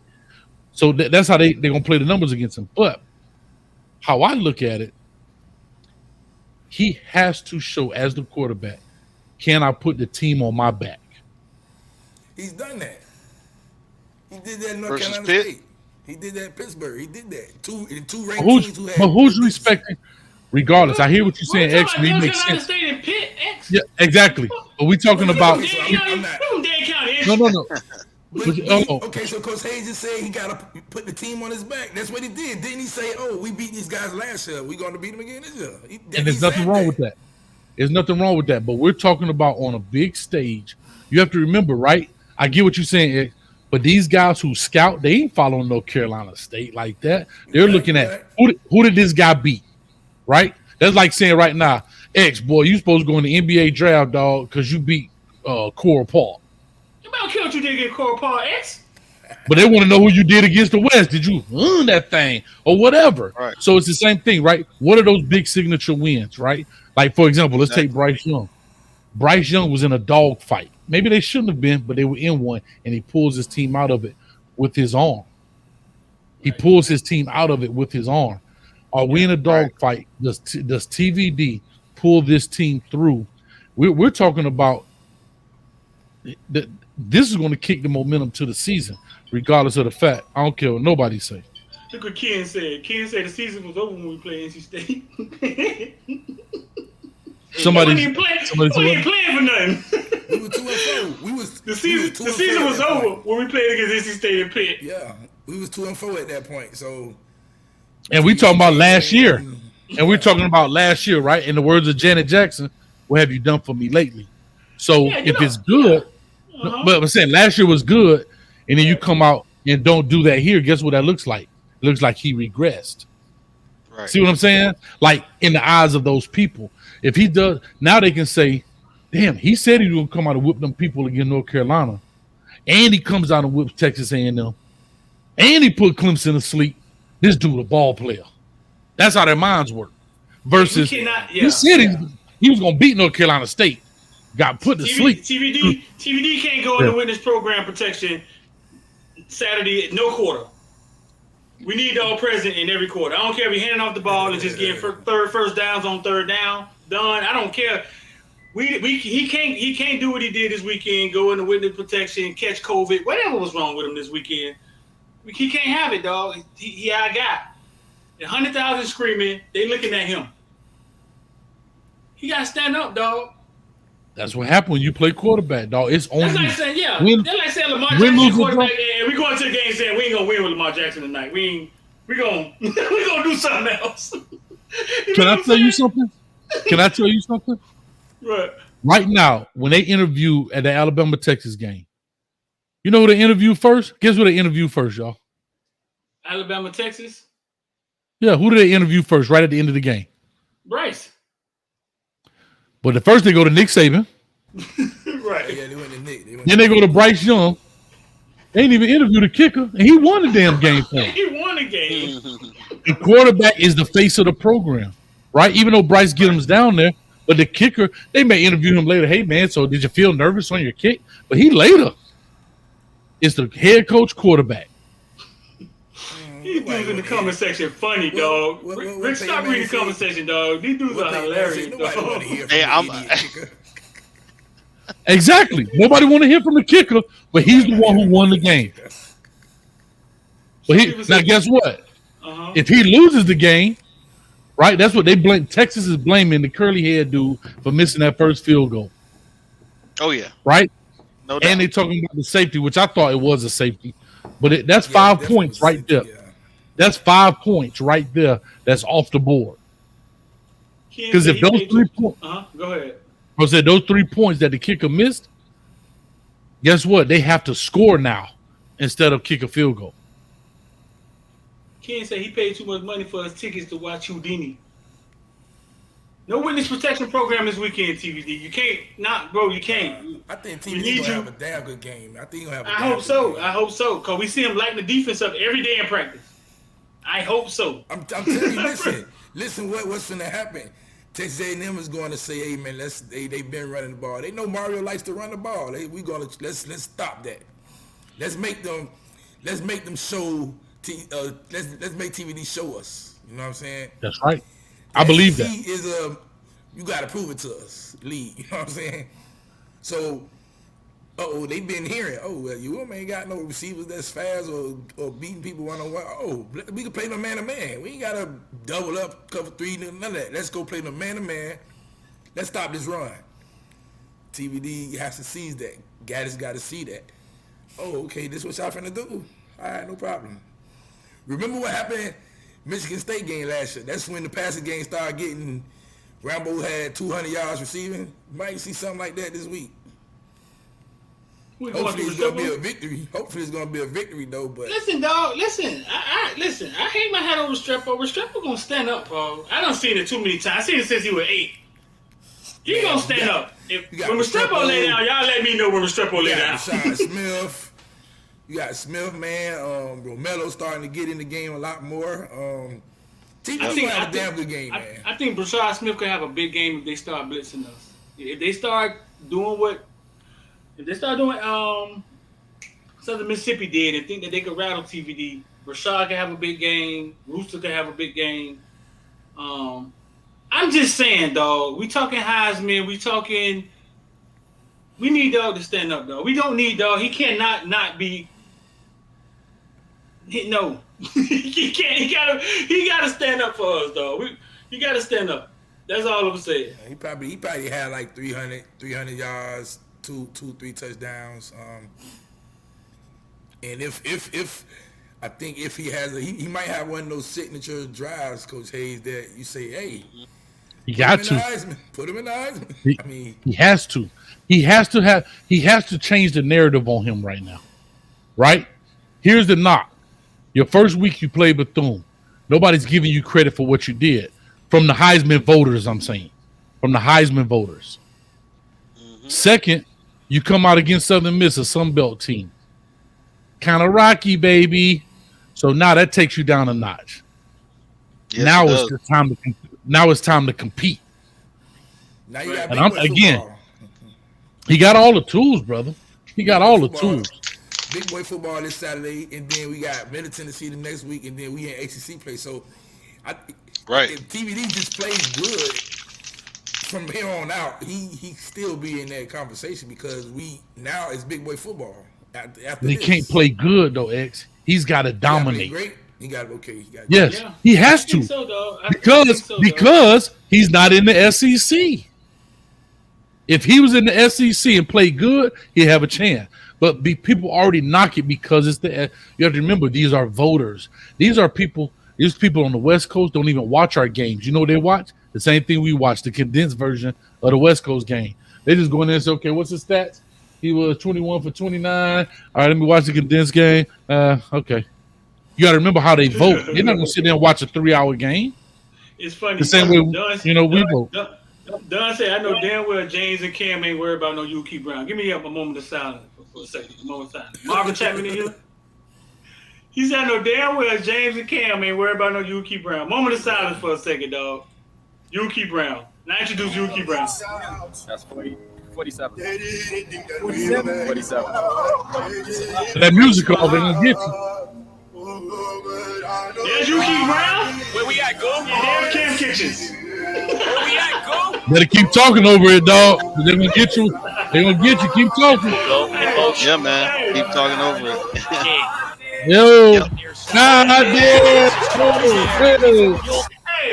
I just thought that was ironic that Don would say that, and then I got a video of Yuki Brown first game back at Central when he left Gulliver, and Cam. And I was kind of sure that was Cam chasing him to Marvin Chapman and said, damn, dog, you ain't have to put my son up there like that.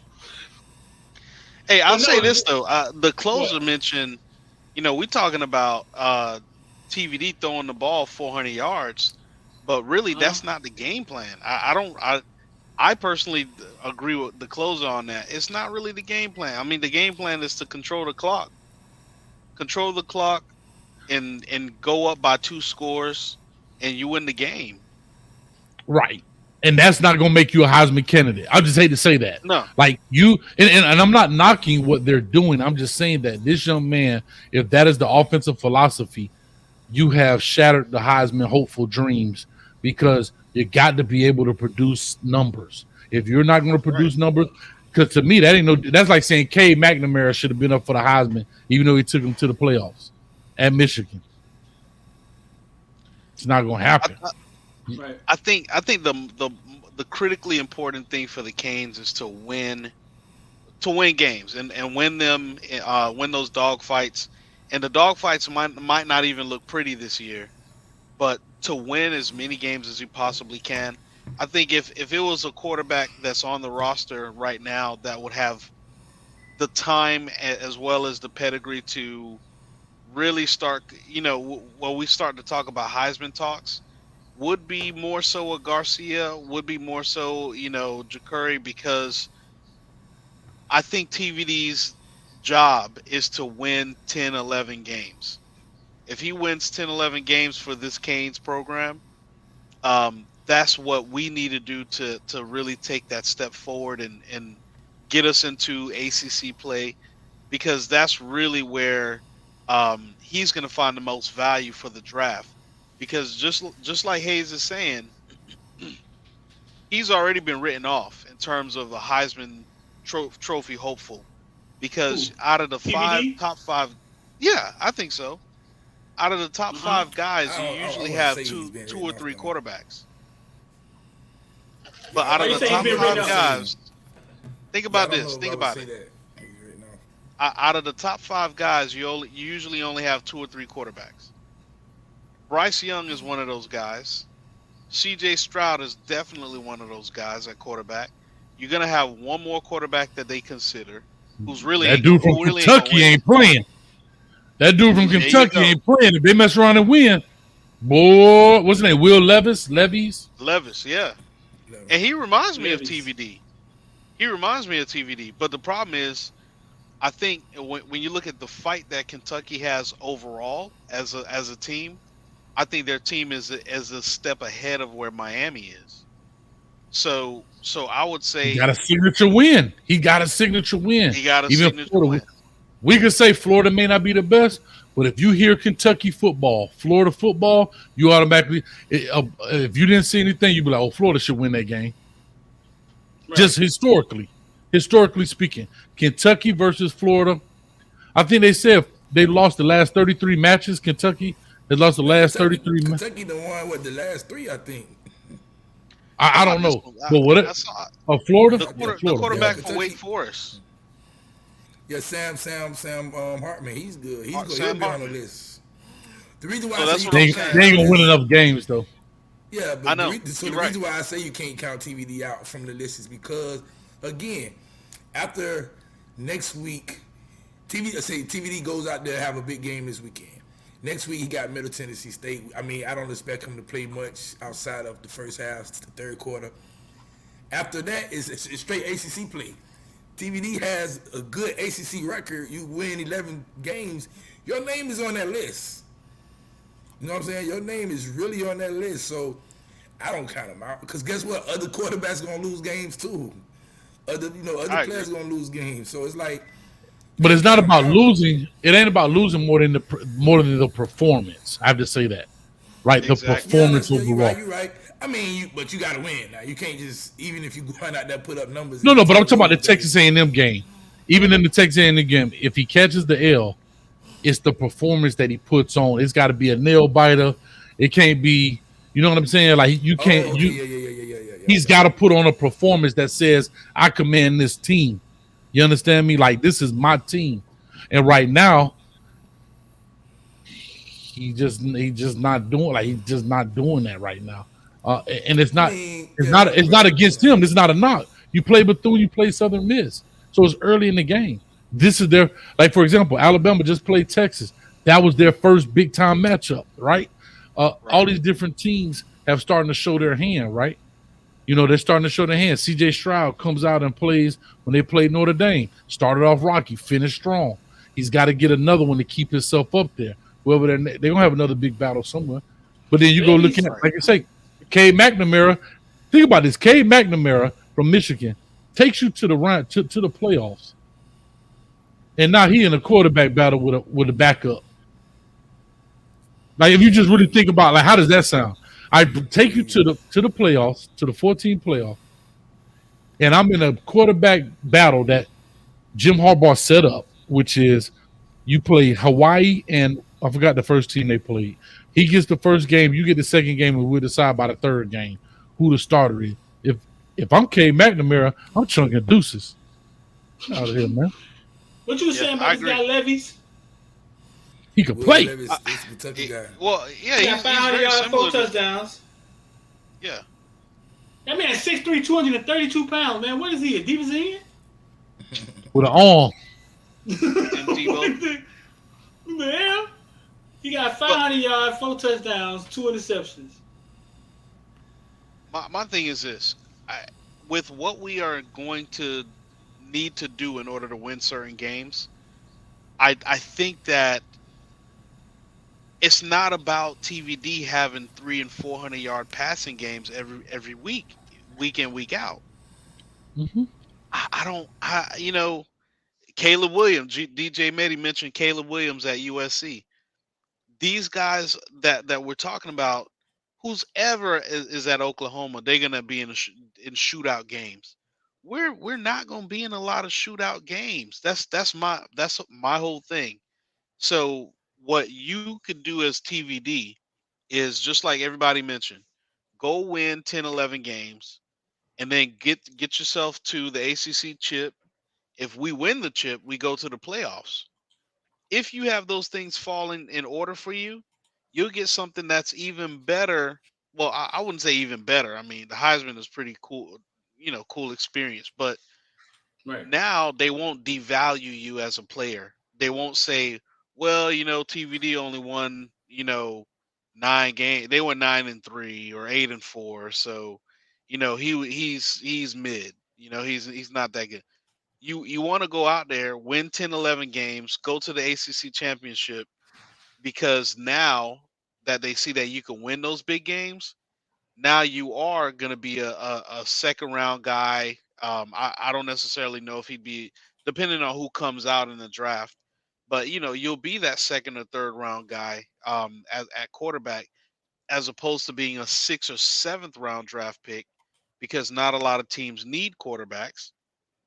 Even though you're a lot better, now you had to take a severe pay cut because you didn't win. So I think that's really what his focus should be. So I'll say this. I looked at Tyler Van Dyke. Based on yards right now, he's ranked number 60 out of all quarterbacks in college football for yards. The highest right now is my man from Carolina. He got 930 yards from UNC. N'Kosi Perry got 879 yards. Do he? Hey, what? Yeah. Oh man, why you had to say that, man? You ain't have to. You should have said that on your own show, man. Why you gonna come on here and say that? He got 9 touchdowns too. Who he played against? I don't know who he played against, but I think Kosi had 3 games too, though. So I think he has an extra game, but. Yeah, but so does the other guy. The other guy had 3. But at the end of the day, they all play out those 3 games. But let's go back. I just want to say the reason I say that's important, because that doesn't mean Bryce Young ain't at the top of the list either. So that's why I say performance matters too when you look at this deal, right? But here's the difference. You also start looking at choices. Out of your the Will Levis kid from Kentucky's got 34 pass complete, right? And so does TVD have 34.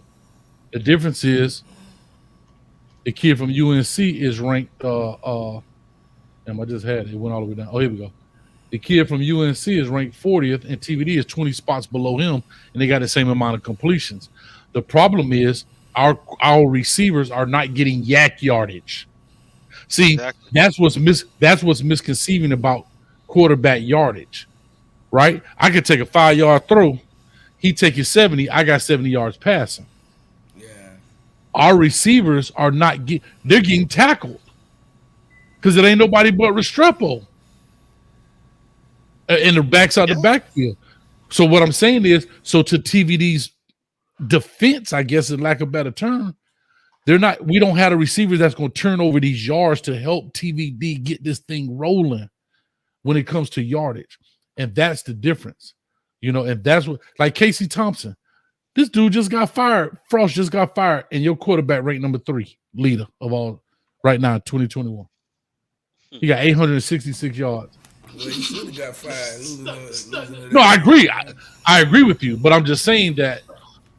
Come on home, cause come on back to Miami, Scott Frost. I sent that text, man. I hope you got it. I saw that. Coach Kane said no more cane juice for Coach Hayes, only apple juice.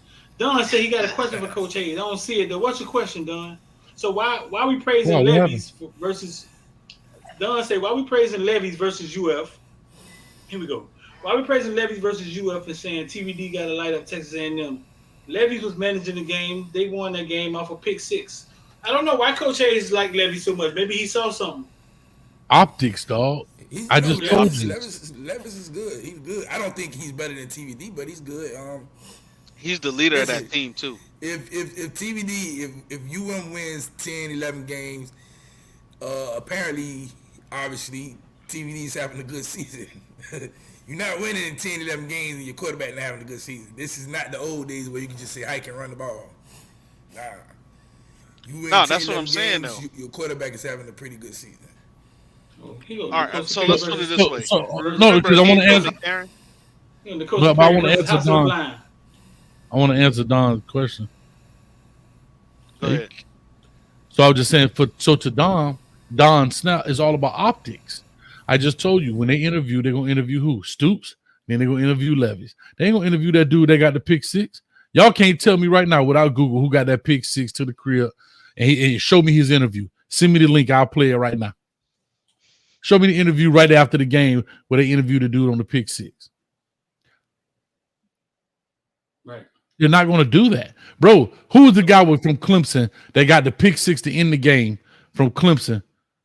Number 24. I forget his name. They didn't interview him. He won the game. That's crazy. That's crazy. No, listen, real fast, man. 786-405-9499. Y'all want to get down with IOD Squad. Every day on the Discord, we invest. We let you come watch us invest, and you can copy what we do. We talk NFTs, crypto, and all of that. So click the link. Is in the comment section at the top, man. Or 786-405-9499. Send us a text and just say IOD Squad. Now is the time you get into the market, though. You don't get into the market when the TV starts saying the market is at its all-time high. Then you want to try to buy at the top of the roller coaster, and then you watch your money go down. You buy when they say the market bad. When they say market bad, when somebody say, what happened when you see Ross laughing, talking about what happened to Bitcoin? That's when you buy Bitcoin. And just remember, you heard it here first. That's when you buy. You buy when they say it's bad because you buy low, sell high. So 786-405-949. If you want to do something with your money other than play DraftKings and put it in Coach Hayes fantasy college football. Fantasy college football. So listen, man, in the comment section below, what we were saying was TVD has to stand up in this game. Like TVD has to be present for 4 quarters in this game. I don't give a damn if he's just getting third downs and completing passes. He has to make an impact on this game for us. In the comment section, man, if you don't agree, man, let us know why. If you do agree, let us know why. But this is the best time. It can't get no better than this. 100,000 screaming fans. You got a wounded duck in here. You rocking in here. You got a wounded duck, a hurt pit bull, and you got to put him to sleep. App State, I don't know what App State did. I don't know if they had somebody standing by the referee all night long. It was just like, hey, referee, tell us when to get down to 23. We're going to snap the ball. I don't know what they did. But they had 40 yards, 40 minutes of ball possession versus Texas A&M 18. I'm going on the record right now to say TVD going to have a damn good game. I totally agree. Can I say one thing? Can I say one thing, X? So Don Snap went too fast. Oh, he says, I'm sorry, Devin. I can't. Can I scroll back up on these things? Wait, you trying to go well? Yeah, you can. Oh, I see. Okay. Dante Evans says, "Sorry, coach, but I'll take efficiency over glitz. In my QB, optics matters to a fan, but not to the GM and coaches using the first round pick. Well, I'll use one of our own guys. Prime example, Ken Dorsey. What round did he go in? 7. He was efficient. He was efficient. Hold on. He was efficient. He managed the team. He did all those great things. He would go down probably as one of the Heisman contender. He did all those great things. These NFL guys are not looking for that. They want to see a guy that can take over. That's what they're looking. I get what you're saying. But the glitz and stuff, these GMs, they're not coaches. They're businessmen. They're trying to sell tickets. Can I tell you, a GM ain't trying to win a Super Bowl. They're trying to sell tickets, and if we win a Super Bowl in the process, that's great. Can I get butts in the seat? That's it. Ken Dorsey. Think about a Ken Dorsey, bro. As great as he was managing that stuff, this dude goes 7th round. 7th. 7th round. As smart as he was. 7th round. What wasn't he good at? He didn't have a strong arm. His arm strength was real bad. His arm strength wasn't good. Yeah, he didn't have the arm strength. That's when they wanted the prototypical 6'5" quarterbacks who could throw the ball 100 yards, and he just couldn't do that. He was just tall. He didn't have that. Yeah, he didn't have that. Like, maybe in today's league, he could make it because he's smart enough to play in today's league. He just ain't have the arm strength. You know, so but that's my point, right? And so in today's, to me, it's like Peter Ward. Peter Ward came out 10 years too early. Peter Ward comes out right now. He killing this thing. Oh yeah. Peter Ward. He's the next Michael Vick. He would terrorize it. He would terrorize the NFL in his slot. Can I tell you something? Before the Jalen Hurts era at Alabama, name a quarterback from Alabama that played in the NFL like that. They were game managers. That's what they were. They didn't do nothing to win no Heismans. Remember they took the running back, the black running back, and turned him into a quarterback that year. Yeah. They're not the. And I was strictly talking about Heisman stuff, where he's going to get this Heisman candidacy. I'm not talking about winning games. I get it, but we're just talking about Heisman. That's all. That's all I was saying. Yeah, man. I've been speaking with X. You remember when we made the bet that Redden was going to start? Redden didn't even start. What are you talking about? He got in the game. He didn't start. What are you talking about? But yeah, before I was time out. What was the question? No, somebody said, actually remember we made the bet that Redden was gonna start. Redden didn't even start. So this year? Yeah. This year? Redden did start. Redden didn't start Saturday. Redden didn't start Saturday. Saturday it was Restrepo. Huh? It was I think Saturday. It was Reading and it was 8, wasn't it? Both games. Uh-oh. I think so, X. Well, I got it right here. I'm gonna tell you, X. I got it right here. I got both star. I got both star lineups right here. They sent us a. Yeah, I got both of them right here. I'm gonna tell you who started. I know God did. Go ahead, X, but keep talking. Okay, yeah. So yeah, I've been speaking with the Texas A&M coach. And he said the team not focused. They not as focused as they want them to be. It's a lot going on up there at Texas A&M right now with and it's something that I said was gonna happen. These players getting money. These players getting money, and they not really focused on going out there and giving up their whole body football no more. They getting money. Well, what make our players different? What make our players different? They've seen it before down here in Miami. That's what I think. I mean, that's the only thing I can really think about. I All our players ain't from Miami. Yeah, not all of them. I mean, I guess. True, but it's all right. So like, if I was to go up to Clemson with the culture that they have, and I was from Miami, I'm eventually gonna become like the culture there, right? If same thing with Alabama, same thing with UGA. So it's kind of, I mean, even if those kids are, if you got kids from Georgia or Tennessee and they down there, the majority of the team is from Miami. So just like Mario said, instead of going on a recruiting visit and sitting in a Ferrari or taking pictures next to a Lamborghini, down here in Miami, people own their own Lamborghini, so it's different. I don't know. It's just you used to that. You used to it. I think that boy in the portal. Is he in the portal? Is he stuck to y'all? Farm, He is stuck, but I can hear him though. X, Michael Redding and Keyshawn Smith started versus Southern Mississippi. Am I back? Man. You heard me, X?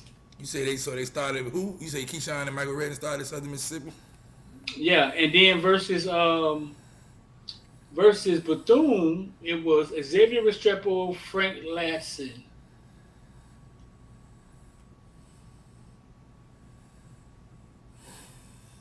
Frank Lasson ain't played this weekend.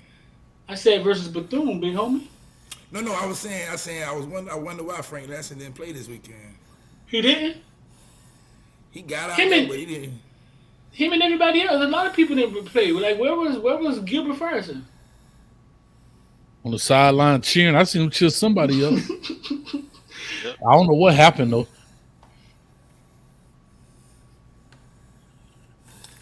Can I ask a question? Whoever that was say I bet them. What was it that we bet? You don't even remember what we bet for we talk about we bet something. X just broke the man off because his mic louder. X just told the man go sit down because his mic louder. My bad.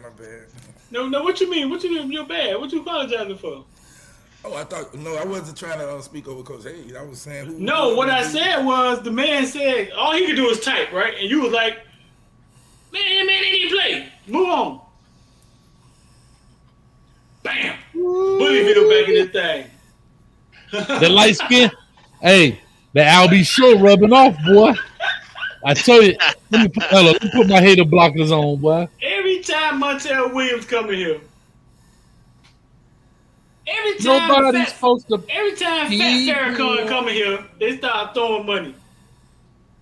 Nobody's supposed to be here. Shout out to the Bullyville, man. Shut up. $99. Bullyville say great content. Go Canes.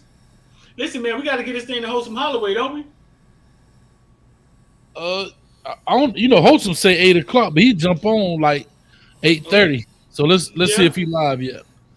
But I do want to say this. Did y'all talk about Hayes King? No. I want to talk about that. And I want to talk about why they death threatened Coach Coop. We're gonna talk about that last and get up out of here. That's crazy. That's he made the hype song again. And remember last time when he did that, what happened? What happened? Alabama beat the dog shit out of us. That's why they giving them death threats? Yeah. Wow. Man, why you ain't paying attention to these people, man? They should mail themselves a death threat letter. So that's the reason why Bryce Young threw for 836 yards on us? I ain't gonna say that's the reason. And not Manny Diaz saying we stopped the run. But he made a hype. I guess he made a hype rap song again. I mean, I don't. They make it. They sending them death threats again. Saying what? Sending me a death threat. Stop rapping. Last time you rap, we lost. Yeah, stuff like that. Get out of here. Get out of here. Oh. I wish they would. I got my Kane villains got my back. I wish they would. So Wholesome finna start in about 3 minutes. So we good. I'm looking at the countdown. So I just want to ask this about Hayes King. People, I watched the game. Again, he may not have played to his potential. This dude made some plays. He's got some feet too now. This cat can run, right? Like this cat can run. Lord, come on, Chris Young. You hurt my feelings with that one. Golly. That boy said I got on the sex offender shades, dog. God damn. Chris Young is funny, dog. Chris Young is But, funny, dog. I can't never give him a talk, but he's funny. I'm gonna tell you a story about that. That's why that's funny. Got nothing to do with coach. But anyway, Hayes King, I'm telling you, people talked about accuracy. I looked at him. Hayes King right here. His pass. I'm just 13 for 20, missed 7 passes. Right. Let's just make an even comparison. TVD 21 for what? 29, missed 8 passes, even 97 yards. I don't got nothing to do with the yak yardage in this. If I'm Hayes King, I throw the ball, he get tackled. Ain't my big deal. Like you see what I'm saying? Right. 5 yard, 4.9 a carry. Longest one was 19 yards. He had 2 sacks. That 1 sack he had on the forced fumble had nothing to do with him. The offensive tackle got blown to smithereens, bro. I don't know if you saw the one where he knocked it out of his hand. Please go back and watch that. Like some of the sometimes stats are misleading when you look at that kind of stuff. Like those are the things I want to tell people, right? So what are you saying? Hayes King is good or something? No, I'm just saying I don't want to underestimate him. What I'm saying is don't underestimate him because when you look at stats, right? He got stats from last year, right? Yeah. But what I was saying about Hayes King was don't underestimate him because those are the kind of dudes that can hurt you because he has some ability. I've seen him throw the ball. I just think the whole team was off. You know what I mean? Like how our offense was off the first half last week, their team was off. Yeah. So shout out to Hurricane Dave. He say hard work is not a form of punishment. Shout out to Hurricane Dave. Be sitting in the 305, man. That's cool every time you do that. Somebody made a post today, man. We finna get ready to get up out of here. That made a lot of sense. They was like, dog, even when the Canes were great, right? There was games when the Hurricanes came out and didn't show up for a half. They was off. Boston College. They was lacking it. And we had really good teams. Great and it's true. Ever. We don't remember those. We don't remember those teams. We don't remember the games Michael Jordan got shut down and New York was punching him in the head and he had 18 points. You don't remember them games. So it happens. It does. It happens. Boston College game. It happens. Go ahead. Don't nobody remember that game. The only thing they remember is Matt Waters get the interception, Mike and Ed Reed takes it out of his hands and run it back. They don't remember the first 3 quarters. Yeah. How the team basically was like, we don't even want to play, but they don't remember that. They just remember that Ed Reed play. Matt Waters and Ed Reed play. Yeah, it's true, dog. It's sometimes we come out and we struggle, and we had great teams. That night, West Virginia was running all over us. Who the running back West Virginia was running all over us? Oh, we talking about the big boy. That was ran over Barry. Who he ran over? Mayweather? Slayton, that big running back. Yeah. Number 10, I think he was, wasn't he? Yeah, he was number 10. He was number 10. That was back with Pat White in them, right? Pat White was the quarterback. Yeah. Somebody said Arizona 1991.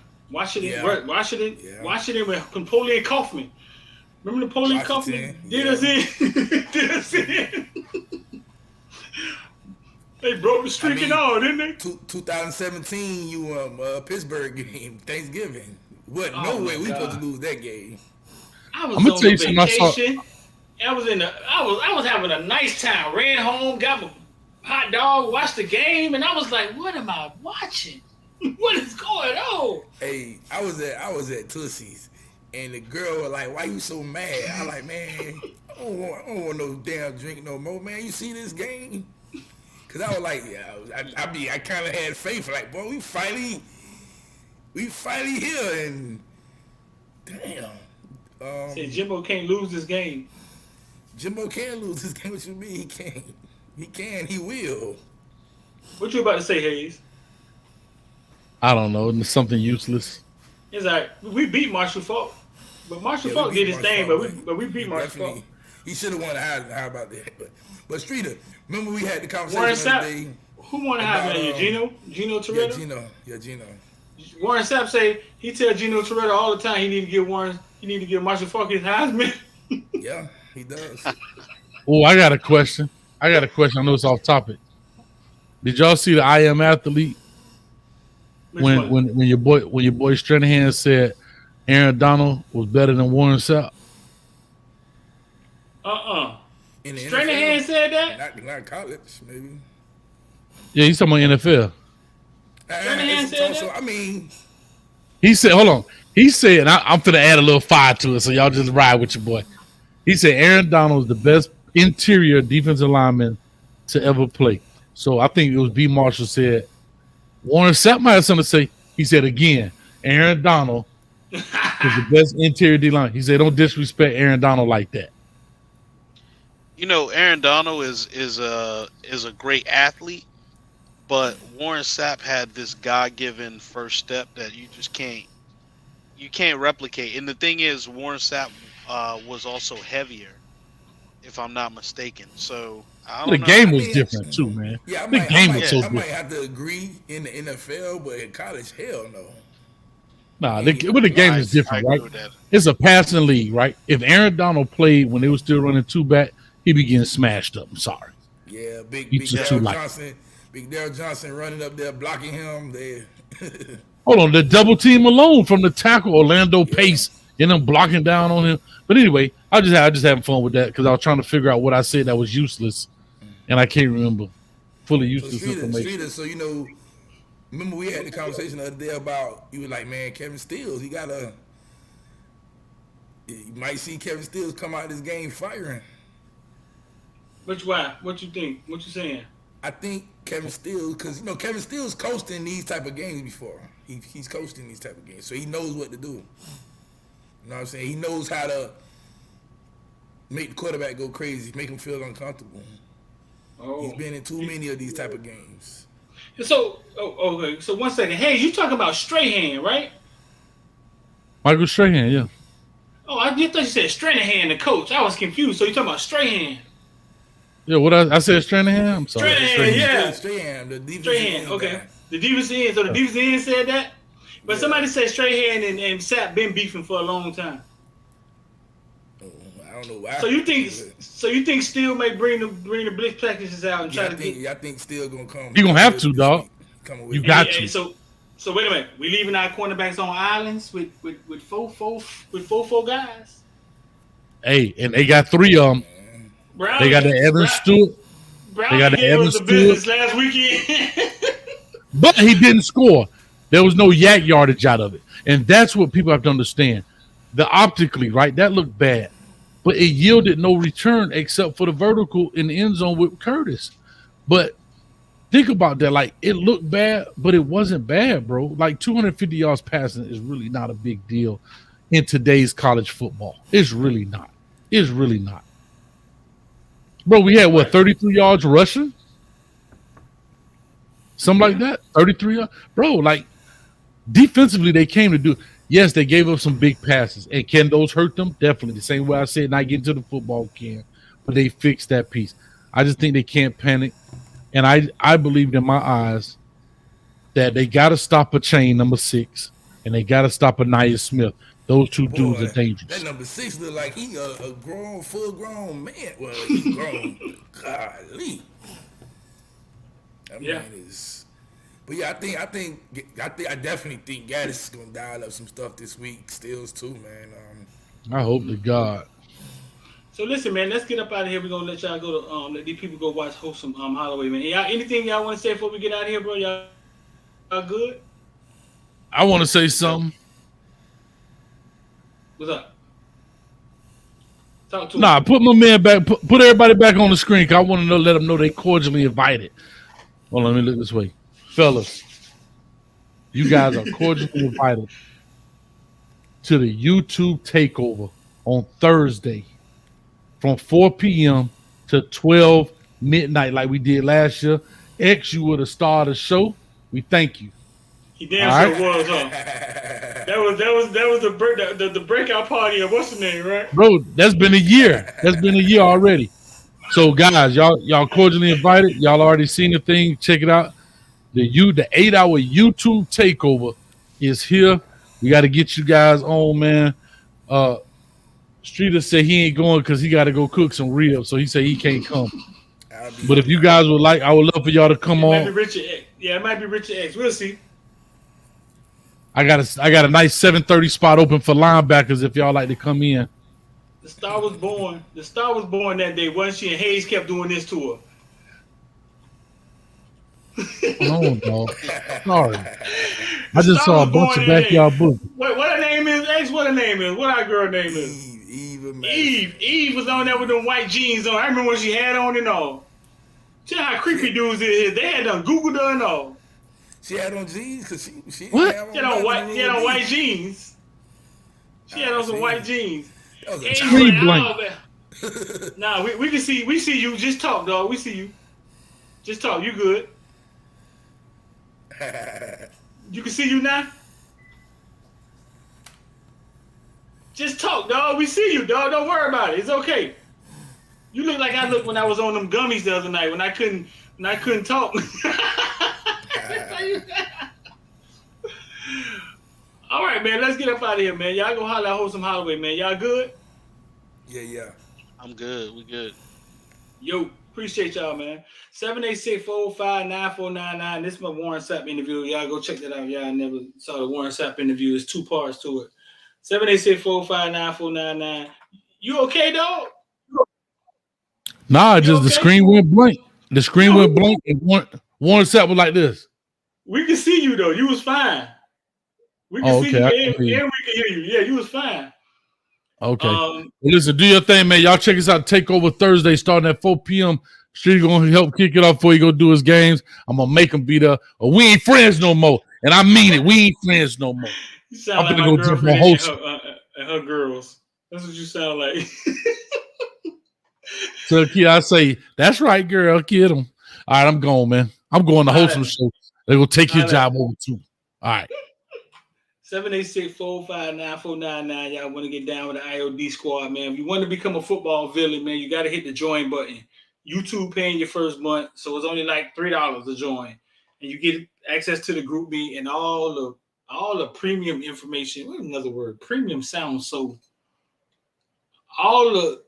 We got stuff in there, bro. We got stuff in there we talk about that nobody talks about, man. It's like a community, so y'all check that out. Cal said he ain't have to Google it. He knew exactly who she was as soon as she popped on the screen.